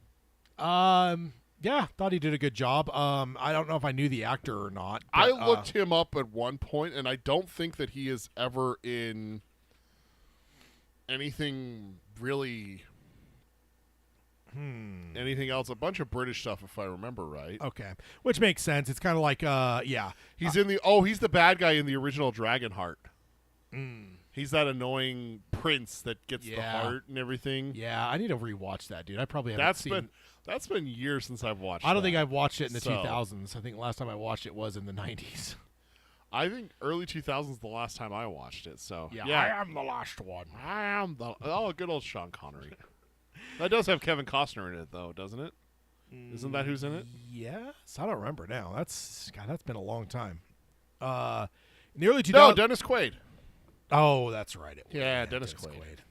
Yeah. I mean, Dennis Quaid, Kevin Costner. Kinda. Yeah, that's understandable. Those for are sure. a little bit interchangeable, right? Yeah. So you said it's your wife's favorite. So what is your favorite? My favorite movie Yeah, or book? movie. Different answers for those two. So, my favorite movie, I love Harry Potter and the Deathly Hallows Part 1. So that's the 7th movie. It's the 7th movie. Okay. I'm just curious because I also do. I will. You know what? Let me backtrack. Harry Potter 5. The Goblet. The not the Goblet of Fire. Harry Potter 5. The Order of the Phoenix. That's what it is. That's number 1. Deathly Hallows Part 1 is number 2. Okay. I've never actually sat down and ranked the movies, so maybe I'll have to do that after we do all our watch throughs, wherever we watch them. Yeah. But off the top of my head, I think the 5th movie is phenomenal, and the 7th movie is phenomenal. Yeah. I will say I was thrown off to see old Dumbledore breaking some rules. Yeah. That was a new thing for him. Oh, the whole we did it. Did what? Good night. Like that and, whole like, line and helping them save the. the hippogriff. Yeah. Yeah, Buckbeak. Yeah. I don't know. I didn't necessarily see him. I mean, I guess he has always been a little wily throughout these first two movies. There's been some I don't know. I don't want to say like thumbing the scale, but I mean, he gave his one of his students an invisibility cloak to wander the castle anytime he wants at night. So, yeah. That should tell you exactly where Dumbledore lies with the whole mischief managed kind of thing. Yeah, I solemnly swear that I am up to no good. Yeah. And okay, here's the thing. Dumbledore is supposed to be like the most powerful wizard of all time, right? Like, that's the only one that Voldemort was ever scared of and everything. Do you really think that he doesn't know that Fred and George have that map? Do you really think that he has no clue what that is? Yeah, and who are those two again? That's Ron's brothers. That's what I figured. I just assume anyone that's a ginger is related to him. That is a fair and accurate statement. Okay. That is a keen observation from you, Tad. Ron's sister. I assumed. I was just Yeah. like, yeah. Ron's sister, Ginny, was in the second movie. Huge part of it. Hardly in this one. Yeah. Yeah. No, so it was just interesting to see him playing it a little bit more. And I think I think we saw him a little bit more maybe than the previous films. I mean, I know you already said that Richard Harris was already kind of on the downhill slide. Yes. So, But in the books, honestly, there's not much with Dumbledore in the first two books. It's the third and fourth, and especially the fifth books where you start to see definitely more character progression with him. So, yeah. I mean, think about it. He's the headmaster of a school. Is he supposed to be involved with the 11, 12, 13-year-olds drama kind of thing? You know, like he's not teaching a class. So Yeah. when you think about it, like kind of like logically, it's And like, I see him okay. like Yoda, I guess. And I guess in that sense, too, yeah, Yoda's a little bit higher up than maybe not getting involved in every little thing. So, Exactly. yeah, I don't know. I just expect him to be a bigger part, I suppose. With how important he is and how much you've heard about him without seeing and reading, I kind of understand where you're coming from. It's like, well, I've always heard about Dumbledore. Why isn't he in these movies? He's Yeah. hardly in them. Also, where's that little imp? We haven't seen that guy again. Dobby? Is that his name? Yeah, the little house elf. That little goblin thing. Who says he comes back? Smeagol talks shit on him, so I assume he was in more than just that one thing there. So now seeing Jason Isaacs kicking him though, that was something, right?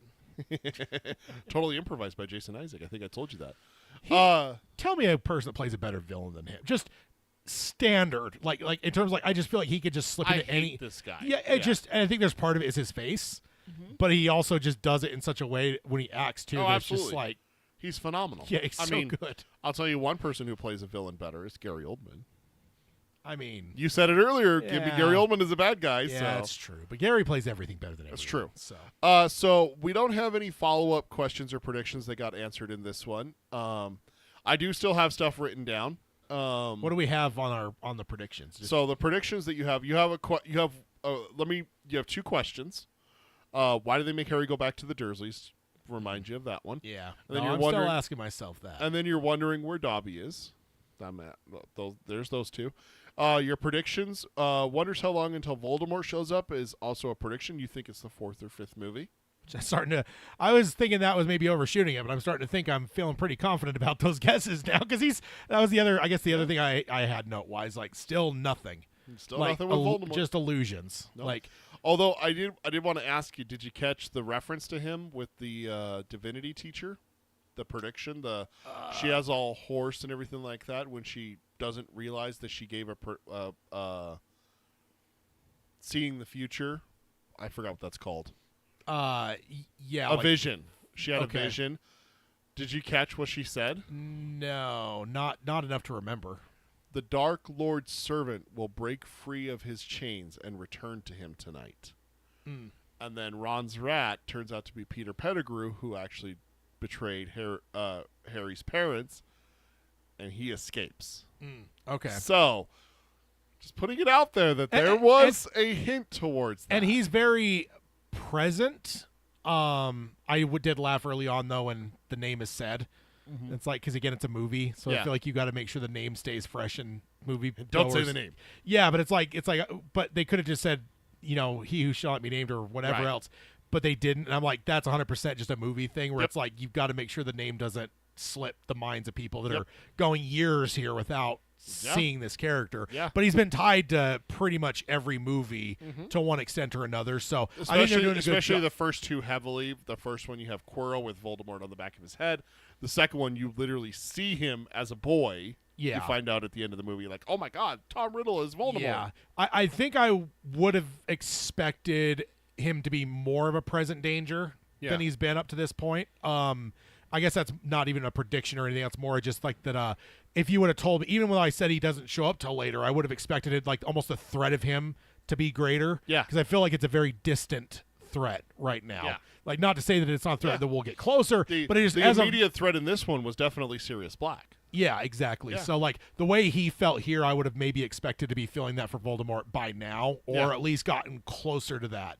And we're just not. Like, he's Right. still just a distant Yeah. thing. And, like, I'm sure, yeah, I get, like, I think they've done a good job to build that, like, the threat he is or could, I mean, maybe they haven't, I guess. The fact, I mean, killing his parents is one thing, but I don't know that they've necessarily, like, I mean, they've stated that he is the most evil wizard of all time and was trying to take over at the time of his downfall. So when you understand it, the way I can equate it to you is like, imagine Hitler in 1941. Imagine if suddenly he dropped dead of a heart attack. yeah. Okay, so like, oh my God, he's conquered all of Europe, basically. Oh, he's gone. Yeah. That's what happened to Voldemort. Is he hadn't finished rising to power and gaining power. All of a sudden, it got cut short. Yeah. So if he comes back, imagine what would happen. So I think it's almost cultural osmosis that makes me even, like, assume that he's as powerful as I suspect. Yes. Like, it's more of that he's a threat, Mm-hmm. not necessarily that he's just like this existential Sauron level evil. Oh, I yeah. guess that's. Yeah. I guess that's where maybe if that is actually supposed to be part of his thing, I think that's probably something I've just picked up from Osmosis, yeah. the world, not it is particularly. 100% true. He is the most feared dark wizard of all time. There is a former wizard who used to hold that title. Voldemort has surpassed him. He is scarier. Everyone is terrified of him. And they actually do cover it a little bit more in the next book. It does come up a little bit more about why he is still so feared. But it is one of those things that it's a generational thing. You know, my generation and your generation, we're the same generation. We're born 2 months apart. We don't have the fear of Soviet Union and the Cold War. No. Like, we would never understand the No, Cuban that, Missile that Crisis. fell when we were 5. Right. so. We would never understand No. the Cuban Missile Crisis. The panic that happened those 3 nights Yeah. that the Cuban Missile Crisis happened. We don't understand that. It's No. the same thing as a kid born in 2002 will never understand the terror and fear that we felt the day after the 9/11 and 9/12 of Yeah. 2001. It's that kind of thing. These kids, I mean, Harry's the only one directly affected by it. Yeah. Ron and Hermione, their families are intact. Yeah. They have no loss there and everything like that, but other families do. Yeah. And so that's where it's like it's there, but it hasn't been explained yet, and I think the reason why is simply because it's too adult. yeah. It's an adult theme to talk about, like, the previous generation is terrified of this guy. There's a reason you're not scared of it. They get into that in the next one. I don't know if it's in the movie, but I will cover it for sure. Like, I explain things a little bit deeper for you. Yeah. To have a little bit of better understanding. Back to your predictions. 3 predictions aside from wondering when Voldemort shows up. Ron and Hermione end up together. Ginny and Harry end up together. Still feeling very good about that first Okay. one there. Ginny and Harry end up together, and then doesn't think that Snape is bad. Is that the redhead? That's Ron's little sister. Okay. Yes. Okay. So. Well, if he ends up with a redhead, he's got good taste. Okay. There is 4 movies left. Four books left. 5 movies left. So just keep that Yeah. in mind when you're saying that. My God, why isn't he shown up yet? Well, we haven't even reached the halfway point. No, of the, I was thinking of about the that already. series. I'm like, yeah, we're not even halfway through yet. Yeah. Now, what you just mentioned the Snape not being bad, and you That's put that one as of your predictions. No, but isn't that resolved? Because he's not. He wasn't. He wasn't the bad guy in that. Like, he was played out to be this villain, and he turned out not. That was to one be. of your predictions after the last movie, not the first movie, actually. Hmm. Your first movie predictions was Ron and Hermione end up together, and why does Harry have to go back to the Dursleys? And then the second movie, because I'm keeping them in order of when you make them, so I see what was first, what was later. Okay. Doesn't think Snape is bad comes after the 2 couples ending up together, and why does Harry go back to the Dursleys?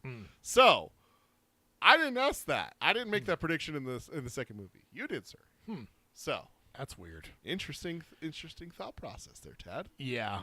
I distinctly remember going home and talking to my wife about it too, because Snape is a huge hot button topic. Because like I said in the movies, he is not portrayed nearly as vile as he is in the books. I think Snape is one of the worst pieces of shit on the planet. So just so you're aware, I knew I loved the cut of his jib. in the books he is so much worse. I will also say I've been surprised how little he's in it. I expected him to be a much bigger Snape? part of the stories. Yeah. I guess kind of like Dumbledore, but Let's yeah. get through the whole series before No, we... I get it. It's just he's been far more like supporting character than I expected him to be. Yeah, I will also say that I don't, and this could be a movie thing versus the books. Okay. I don't feel the three feel that close as I would expect them to. Okay. Like I feel like Han, Luke, and Leia felt closer by the end of the first movie than these kids do now, and I'm like, I wonder if that part of that is just because of how much they have to abridge, and like they split them up through most of, or some of them were split up in the last movie, right? Like they weren't together for. Hermione was petrified. Yeah. So she was taken off the board. So like they actually don't. and I'm not saying it's like it's poor writing Yeah. or like it's on the actors or anything. It's more just like I would have expected like a much tighter knit feel than what I feel. Like I get that's like the group. Yeah. But I don't know that I've seen it like fully realized yet. They actually did make a big change to the plot of the dynamic of the trio in this one. When Scabbers is killed by Crookshanks, it's a throwaway line in the movie. Well, if your cat hadn't eaten my rat, have you looked for him under the bed? That is a full-blown fight between Ron and Hermione that ends in a screaming match. Yeah. Where Ron shows her a bloody sheet saying, my rat's gone, and there's blood on the sheet, and you know what I found? And he throws cat hair down onto her book. Ron and Hermione don't talk for months.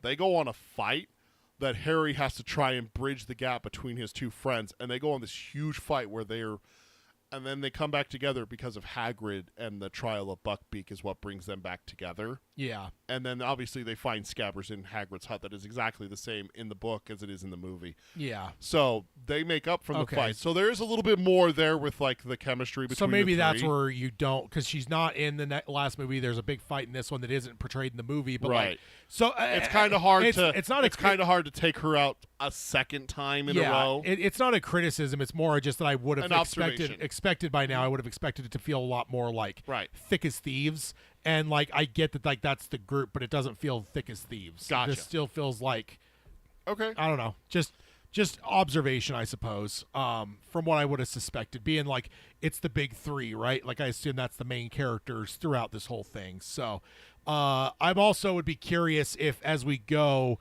we're going to get more of those two fleshed out, maybe on their own. I mean, maybe it's still through Harry's paradigm, but maybe maybe we get more like when you I don't know. I feel like as you expand in a series, there gets to be a point where even like you're, it's Han, Luke, and Leia is a bad example. No, it's a good example actually no, because there's never a time that you expand Han's story excessively. not excessively, but you do get time with them where they develop as characters.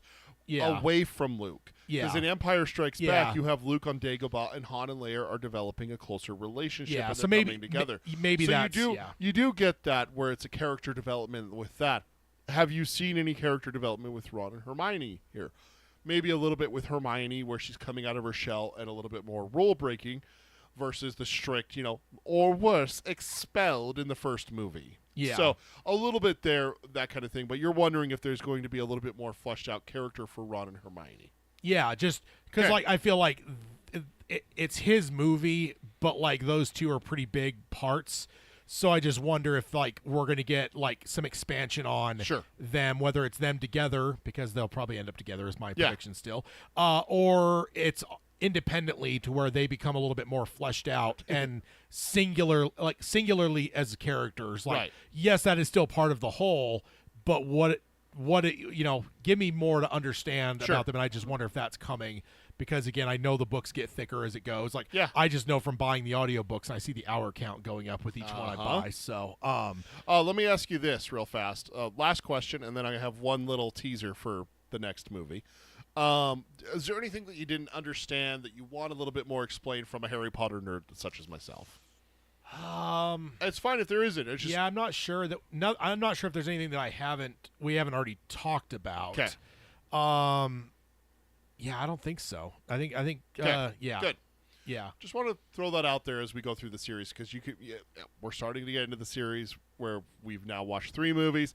Maybe we're not remembering something from the first or second one, but I do want to acknowledge Hayden has made 2 fantastic jokes in the chat, and I missed them because I was on my document reading my questions and typing out what you were saying. I mentioned Order of the Phoenix. He says, whenever I get Chinese takeout, I always order the Phoenix too. And then when I mentioned that Voldemort surpassed a dark wizard, he said the former wizard is called Darth Plagueis the Wise. So, I mean, gotta give credit where credit is due. Those are fantastic jokes. Just tell Harry that story, and he'll fall to the dark side. Never. I do have to tease something for the next movie is that we have a sighting of someone we know very well. Brendan Gleeson is in the next movie. Oh yeah, I think I've always kind of known that he was in these movies. I don't think I Yeah. thought about it until just the second you said that. That like, wait, we haven't seen him yet. Yeah. Also, Brendan Gleeson, and also another person who shows up in the next. there's movie. a very, very hated character that we still haven't seen. Yep. We know that from. I know that She's from on the- she's on my list where if it's Mrs. Carmody and Dolores Umbridge in a room, and I only have one bullet, it's going to be a tough choice for me which one I use it on. or me with the Scott's Tots on the laptop. It's those two. And Oh me. no, those two trump that 1,000-fold. I would have to be forced to watch Scott's Tots for like a million years to even consider it over Yeah, these two. and I feel like I've seen pictures just because like we've covered shit with like from the Dark Tower show, Yeah. where like it's like the most hated characters in like in fiction and stuff, Yeah. and like that usually shows up on those lists as well as Mrs. Carmody always does as well. So Hayden says Umbridge is the worse than Voldemort. So that just tells I you. need more Gary Oldman to this whole going to figure shit out or whatever. Like one, we got to get Harry away from those fat fucks, and two, you know, like we just need more Gary Oldman because it's Gary fucking Oldman. So yeah, That's Harry Potter and the Prisoner of Azkaban. Any final thoughts or anything like that? I enjoyed it. I think that just like the other two, I would say that I think I've enjoyed each one more than the last. So that's still carrying. So this will be interesting to see how it goes forward, though, because with so many people picking this as their favorite, it makes me wonder if there's going to be a dip in any way. Okay. With like just I don't know. It's like You asked me what my favorite movie is and everything like that, but I will say that Harry Potter and the Prisoner of Azkaban is by far my favorite book. Easily, by far and away, my favorite book of the series. I love every book in the Harry Potter series. There's not a book where I'm just like, oh, I hate this book. yeah. There is one book where that hated character shows up where I'm like, What- I mean, I get there and I just like, wouldn't but I that still like wanna read wouldn't it. that hurt your like love of a series if there truly was a book you just didn't like? oh yeah. Like I mean, that. I feel like yeah. that'd be hard to even like even if the rest of the series was fucking divine, but there was just a book you absolutely fucking hated. I feel like that would like almost make it to where it's hard to like put that entire series. yeah. Maybe. yeah. I mean, it's just. No, I get you. I think I get it's the matter of how much you have to invest to read. I mean, like it's not watching a 2-hour Yeah. movie. Like you're gonna sit and read, and like, so if you're gonna love a series, Yeah. are you you're gonna skip that book, or are you gonna like fucking force your way Trudge your through way it? through it, Like yeah. it just that's a perplexing thing to think I about. mean, that's It's how like, I feel about the Dark Tower series. I just got to kind of trudge through Wizard and Glass. It's the worst book of all, so, you know. I've got knives around me, sir. I've got knives. Hayden says, get Harry away from those fat fucks is the tag quote of the year, and about 18 smiley faces, so. I'm still waiting for it, and then I feel like they like set it up where it's like, oh, you can go live with him. Well, go live with your godfather. And then he's like, well, I'm going to go peace out. I got to figure some shit out. Fuck off, kid. I mean, remember, he is a wanted criminal, so if Harry goes to live with him, prison? I mean, it worked out for Natalie Portman in The Professional. Oh, yeah, sure. Living with the criminal. So. Sure, that worked out And well. wait, are they not going to like exonerate him here with like the fact that like it's proven that? It's not proven. That's okay. So you missed that. Okay. Peter Pettigrew disappeared before anyone besides Oh, that little Remus, fucker got away too, right? Remus and Sirius Black and the 3 kids. Snape didn't see Pettigrew. So to everyone else, Pettigrew is still dead, and Sirius is the murderer. Sirius betrayed Harry's parents. Peter actually did. So to the wizarding community, Sirius Black is still a known escaped murderer and is still wanted by the Ministry. That is why he couldn't take Harry with him and have Harry come live with him.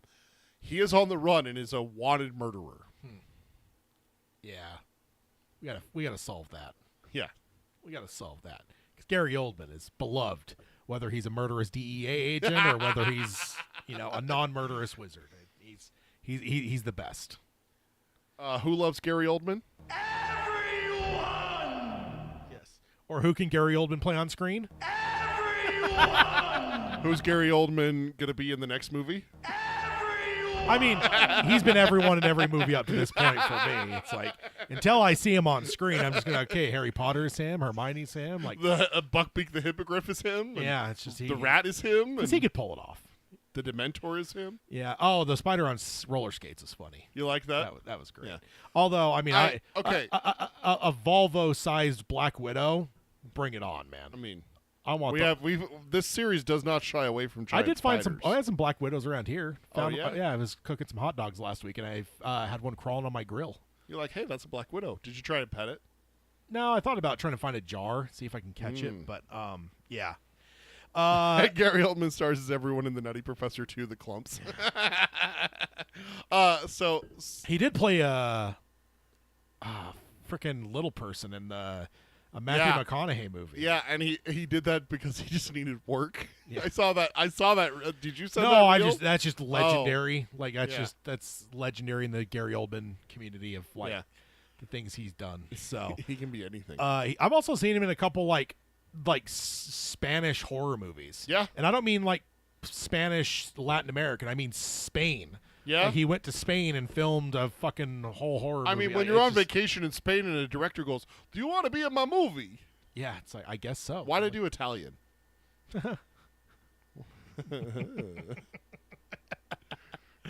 I don't know why. I don't know why I did. I apologize to everyone from Spain. That was a terrible Spanish accent. Italian kid that Hayden loves on Instagram. Oh yeah, he loves that kid. He actually looks like Harry's rubs me like Harry's He looks cousin. like Dudley. He does. Yeah. Don't get me started. Careful, Hayden. This is public. I really enjoyed this though, and like I said, like I'm not necessarily bracing for a dip. It makes me wonder when this is so beloved, if there is, that if there will be like a dip in any way. Because up to this point, they're 3 for 3 for excellent. You know, That's I what mean, we I like guess to you hear. can't say 3 because like the first one just was better than I expected it to be. The second was better than the first, and now the third I think is better than the second. So Awesome.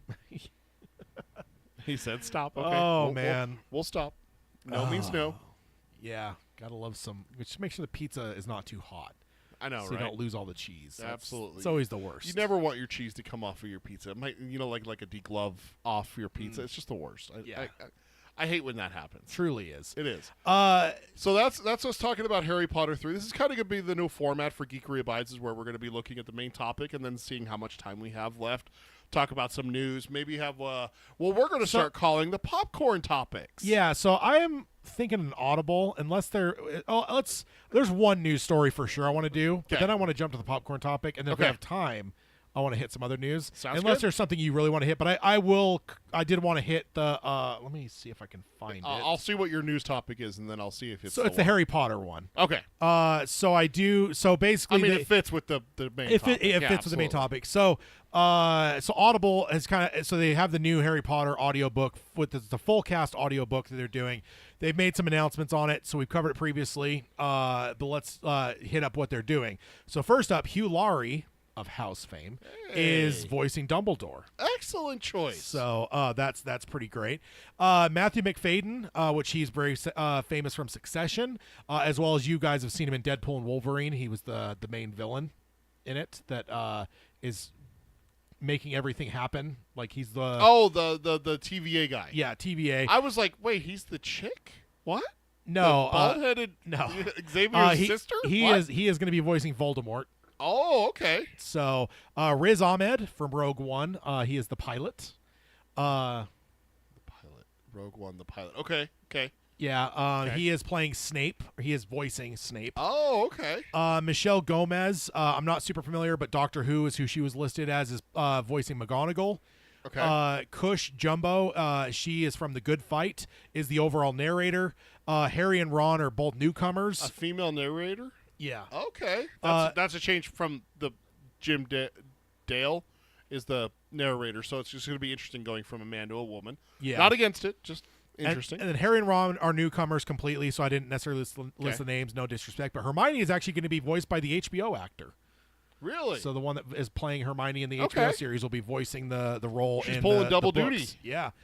So the 3 will be read by different actors also for books 4 through 7. So they got actors for the first 3 books. Okay. And then they're going to change actors, I'm assuming because of age. Would be They're- my guess. They're growing up. Yeah. Yeah, okay. so they got a different set of actors for books. So it's going to to be interesting. You're going to have the first 3 growing up, and then you're going to have a jump, and then you're going to have them as well. Yeah, because these are all being recorded at once, right? Like Yeah. pretty much now, right? So that's the other part of it. So they're going to they're going to be released one per month with the following release date. The first book comes out December 16th, 2025. Oh fuck! I need to get Audible credits. So, and then Harry Potter. Did I type something wrong here?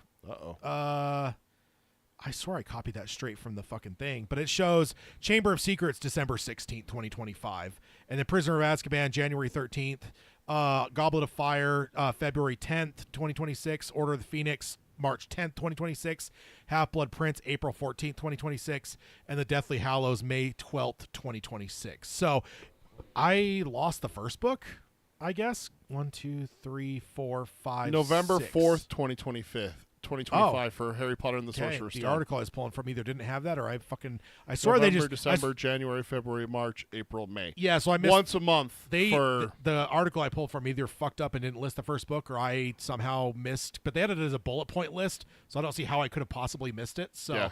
all right, so November, November 4th. starting in November, and then we will start seeing them a month. So I guess the question comes up for me. I guess it doesn't matter. I've already bought a bunch of them. Yeah. So, but it doesn't seem like we're going to get to reading until next year anyway. Yeah. So the question becomes, Which one? how am I listening here? I mean, I don't know. I am putting my foot down, sir. You are listening to the originals. Fuck you. Okay, well, I'm going to say I don't know if I'm going to be able to build up enough credits to buy those in time anyway. Right. We're We're starting with the Jim Dale audiobooks because he is a goddamn treasure and you will not slander him. all right. That's it's fair enough. I love his performance with the Harry Potter books. All I right. love it. Is there any other news things you absolutely wanted to hit? I better get Batman 2 news, you motherfucker. All right. Let's see. You better give me Batman 2 news. I forgot about that because I do. I like the popcorn topic. So let's hit that. We can hit that. Let's see. Number 4. All right. So I'm about to fight you if you're going to So- keep Batman news from me. So the Batman 2 production start dates. So according to productionlist.com, a site where folks find jobs in the film industry, mostly everybody Other than actors. below the line Yeah. people. They have it listed that the Batman 2 begins filming January 1st in London. Oh, So that's good, man. Like that should be good news. Pre-production is already in motion, including hiring all the folks to fill various departments. The plot is under wraps, of course, but the site did say, quote, the sequel explores Gotham's slow recovery from the devastating flood caused by the Riddler in the previous film, tackling themes of societal division, power dynamics, and moral ambiguity. Reeves has described the Batman's new journey as operating in a more complex and grayer world, raising the stakes for character-driven tension and visual storytelling.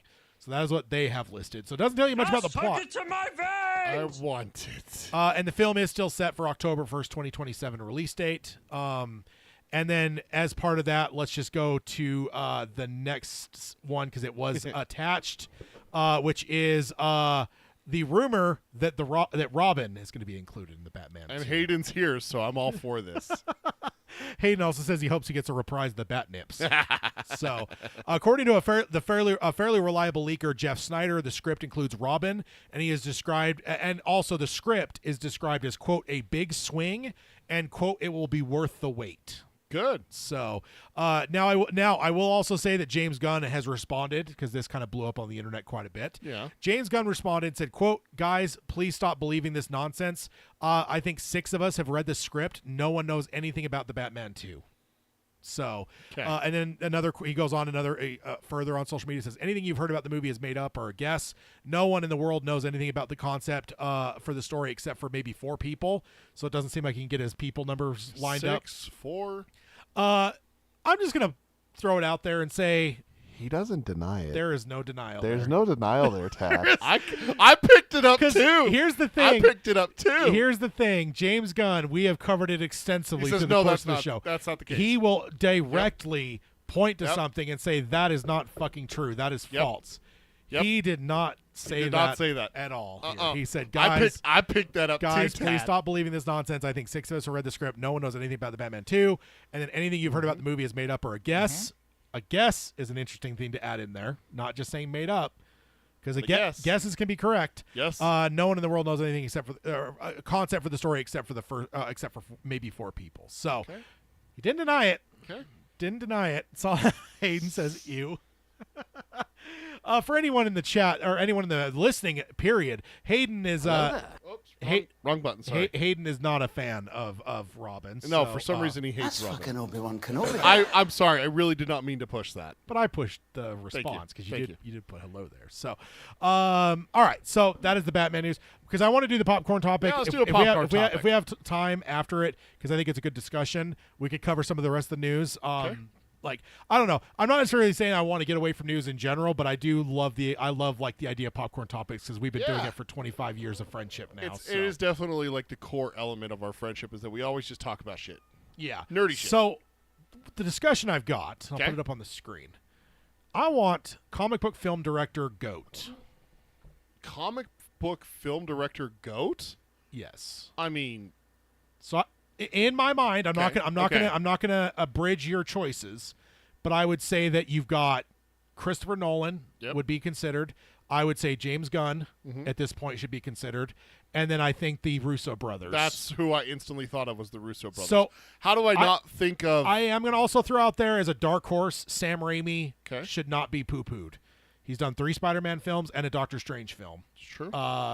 One of those movies, not the best, but 2 are the Yeah. most beloved Spider-Man movies of all time and a great Doctor Strange. So I would say he's a dark horse for sure because that's Yeah. hard to compare. Spider-Man 3 does drag it down quite a bit, though. That's the big thing with that one. Christopher Nolan has a very unique style of his films, and also the thing that just drives me nuts with those ones is like replace Batman with Bruce Willis. Is it just another Die Hard movie? Some of them kind are that thing? way, yeah. Yeah. So And I would say, of course, I poo-poo all but the middle movie for Nolan. Yeah. But so I guess the question for me would then become is The Dark Knight so great that it can buoy his 2 weaker films up to the we'll level see of if that opinion holds after we 'Cause- rewatch Batman Begins again. So. Yeah, that's your contention. We'll see what happens. I'm really I'll curious. I'll be open-minded, but I am really curious, and I honestly am thinking actually we're going to do this. We're going to do one for you. We're going to do one for me. I think I'm going to officially announce it. Our episode in November that I haven't filled. Sinister. I thought you and your wife rewatched, or you actually watched that with your wife like a year or so ago. She watched it. I thought you did, and you said She I thought- watched it and told me I'll have that to I need to rewatch I'll have to it. go through the text chain because I swear you came in and said, "All right, guys, I was wrong. That was actually I enjoyed that a lot." It's something else. I have not rewatched Sinister since my first time watching it, and I didn't care for it then. So I will rewatch Sinister. I'll watch it with my wife because she wants to watch more horror films, and That's I'll fun. report back. Okay. Kind of thing on that episode. All right. So we're doing an episode on it, or you're just rewatching it? No, I'll do an episode on it. I mean, We don't have to. I just You say it's one of the best. You sent a reel with Sinister and a clip of it saying it's one of the best films. it's a good one. One of the best horror I films ho- of the I haven't century. I so. haven't seen Hayden's response yet, but Yeah, my wife said yes. I watched it, and I said he needs to rewatch it because I really liked I it. thought you so did. I said I would rewatch so- it, but I have not yet. okay. So you are saying your initial reaction, are you going to land on the Russos? Knee-jerk reaction. I can't fault. How the hell do I go against Infinity War and Endgame alone? And Not you got alone. Civil War then, and Winter then Soldier. On top of that, I have Winter Soldier and Civil War backing me up. I mean, have they missed? And we're literally talking about Sam Raimi missed. We're literally talking about you didn't like Christopher Nolan's 2 films. I didn't like one of Christopher Nolan's films.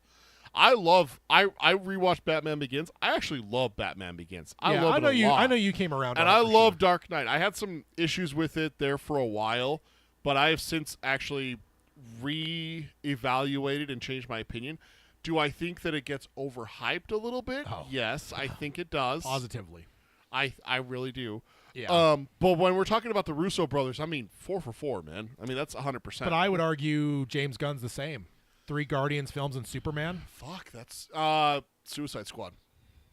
That doesn't fucking miss either. I fucking love that movie, So. especially after the fucking I would say fucking this. diaper of diarrhea The fucking first shit one that was. fucking first movie was. I mean, just the fact that Will Smith was in it alone makes me hate it. But then The fact then that I he went was to able to take John Cena and do that with it, and look at what and that's, Peacemaker. Look what I know that's- we're talking movies, but Yeah. like, do well, we give look some? at what the reason why Peacemaker exists is because what James Gunn did in Suicide Squad with Peacemaker. So you got to give that for it. me. I like my first reaction as I saw this brought up on Twitter or something, and I saw people basically, first saying James Gunn after Superman, like he's the GOAT, and then that was the response is like, well, how do the Russo brothers figure in? Because like, Yeah. So that's why I wanted to bring it up because, like, to me, I don't know if I'm fully solidified in that. Like, I don't know if I could pick between the two because, like, I do think that like the Russos, it's stellar, but it's like I can't say that James's aren't stellar as well. Like, and it's funny as both of them came from like different backgrounds, right? Like the Russos are doing like that fucking was it Arrested Development? Was that the show they did? Is that the one with the blue guy? Yeah. Because that I was think them, so. I think. And then the James Gunn doing fucking Scooby-Doo and Slither and shit. Like, Right. they both, like, you would almost not expect them to come from where they came from and become, like, to be in this conversation. Household names. To Yeah. be, to be in this conversation. But let's see. Hayden.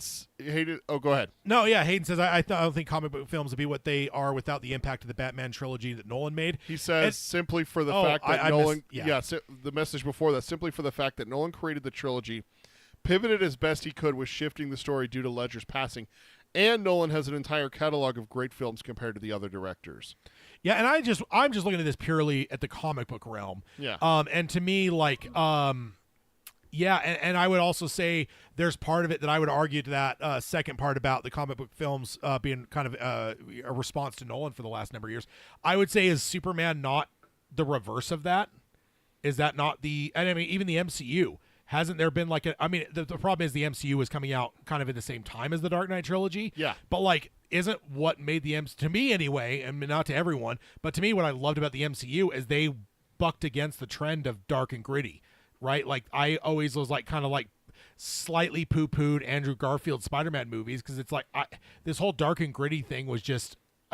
I thought it was way overblown, and it was. And it wasn't just in comic books, right? With James Bond got it. Like it was just the fucking trend in the early 2000s to the teens.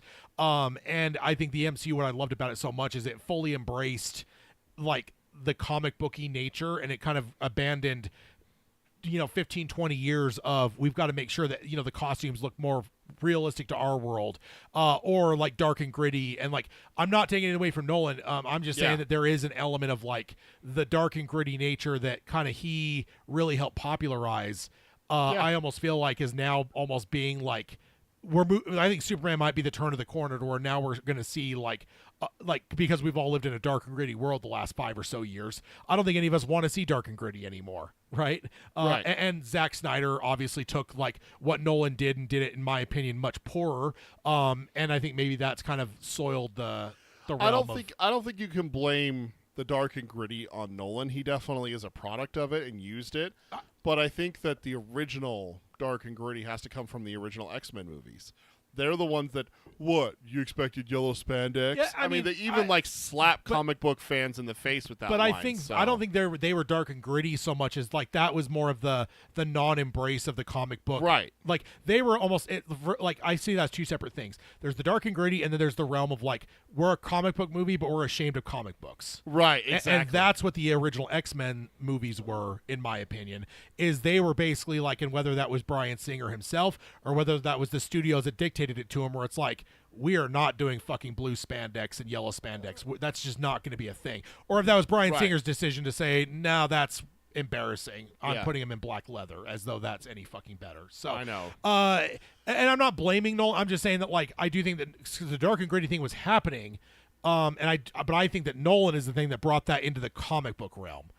Because that was already happening with Bond, and like I feel like that was just the trend in the early 2000s. It was already there with X-Men. Is what I'm saying. It's like there was a little bit more dark and gritty with X-Men. There wasn't the more quipping. There was no Gambit that was the comic relief. All the comic relief characters were removed. Look at the X-Men cast for the first film. Rogue, no sense of humor whatsoever. Yeah. She doesn't make a single fucking joke the entire movie. Wolverine, Cyclops, Jean Grey, and Storm. I mean, the only one that makes a joke is, you know what happens to a toad when it gets hit by lightning? The same thing as everything. I mean, seriously. I mean, they made it. They did make it more dark and gritty. The original X-Men, not as dark as gritty. They took it to the next level with the Dark Tower. See what's my brain has become, Tad, with the Dark Knight trilogy. I think you're 100% right that it uses it, but I won't say that the X-Men movies didn't have that. I mean, they had social and racial prejudice and stuff like that. But you can't do an X-Men movie without that, though. No, you can't. And that's the thing is, like, you absolutely have to have dark stuff. But to me, the X-Men, I don't like. I'm not saying that there's not like darkness there, but like dark and gritty with what I mean with like that whole fucking trend that happened in the early 2000s or so. I feel like the X-Men was almost more like without an identity. Like it was kind of in that realm where like they just threw comic book movies. The original Fantastic Four is the same way. They just kind of made these comic book movies and just threw them at like. But it's almost like they didn't have that deeper ethos. And I think it was Nolan that was like saw what was happening in Hollywood already, and he's the one that brought it to Batman, and it was such a hit because obviously what is going to work better for Batman than dark and gritty. Like that's peas and carrots. That's peanut butter and jelly. Like those two things work together so well. But then I think that what happens is the entire response to that was like the Andrew Garfield Spider-Man movies, and like whereas like rather than just rebooting with some new like take on Spider-Man, they went dark and gritty because of the Dark Knight.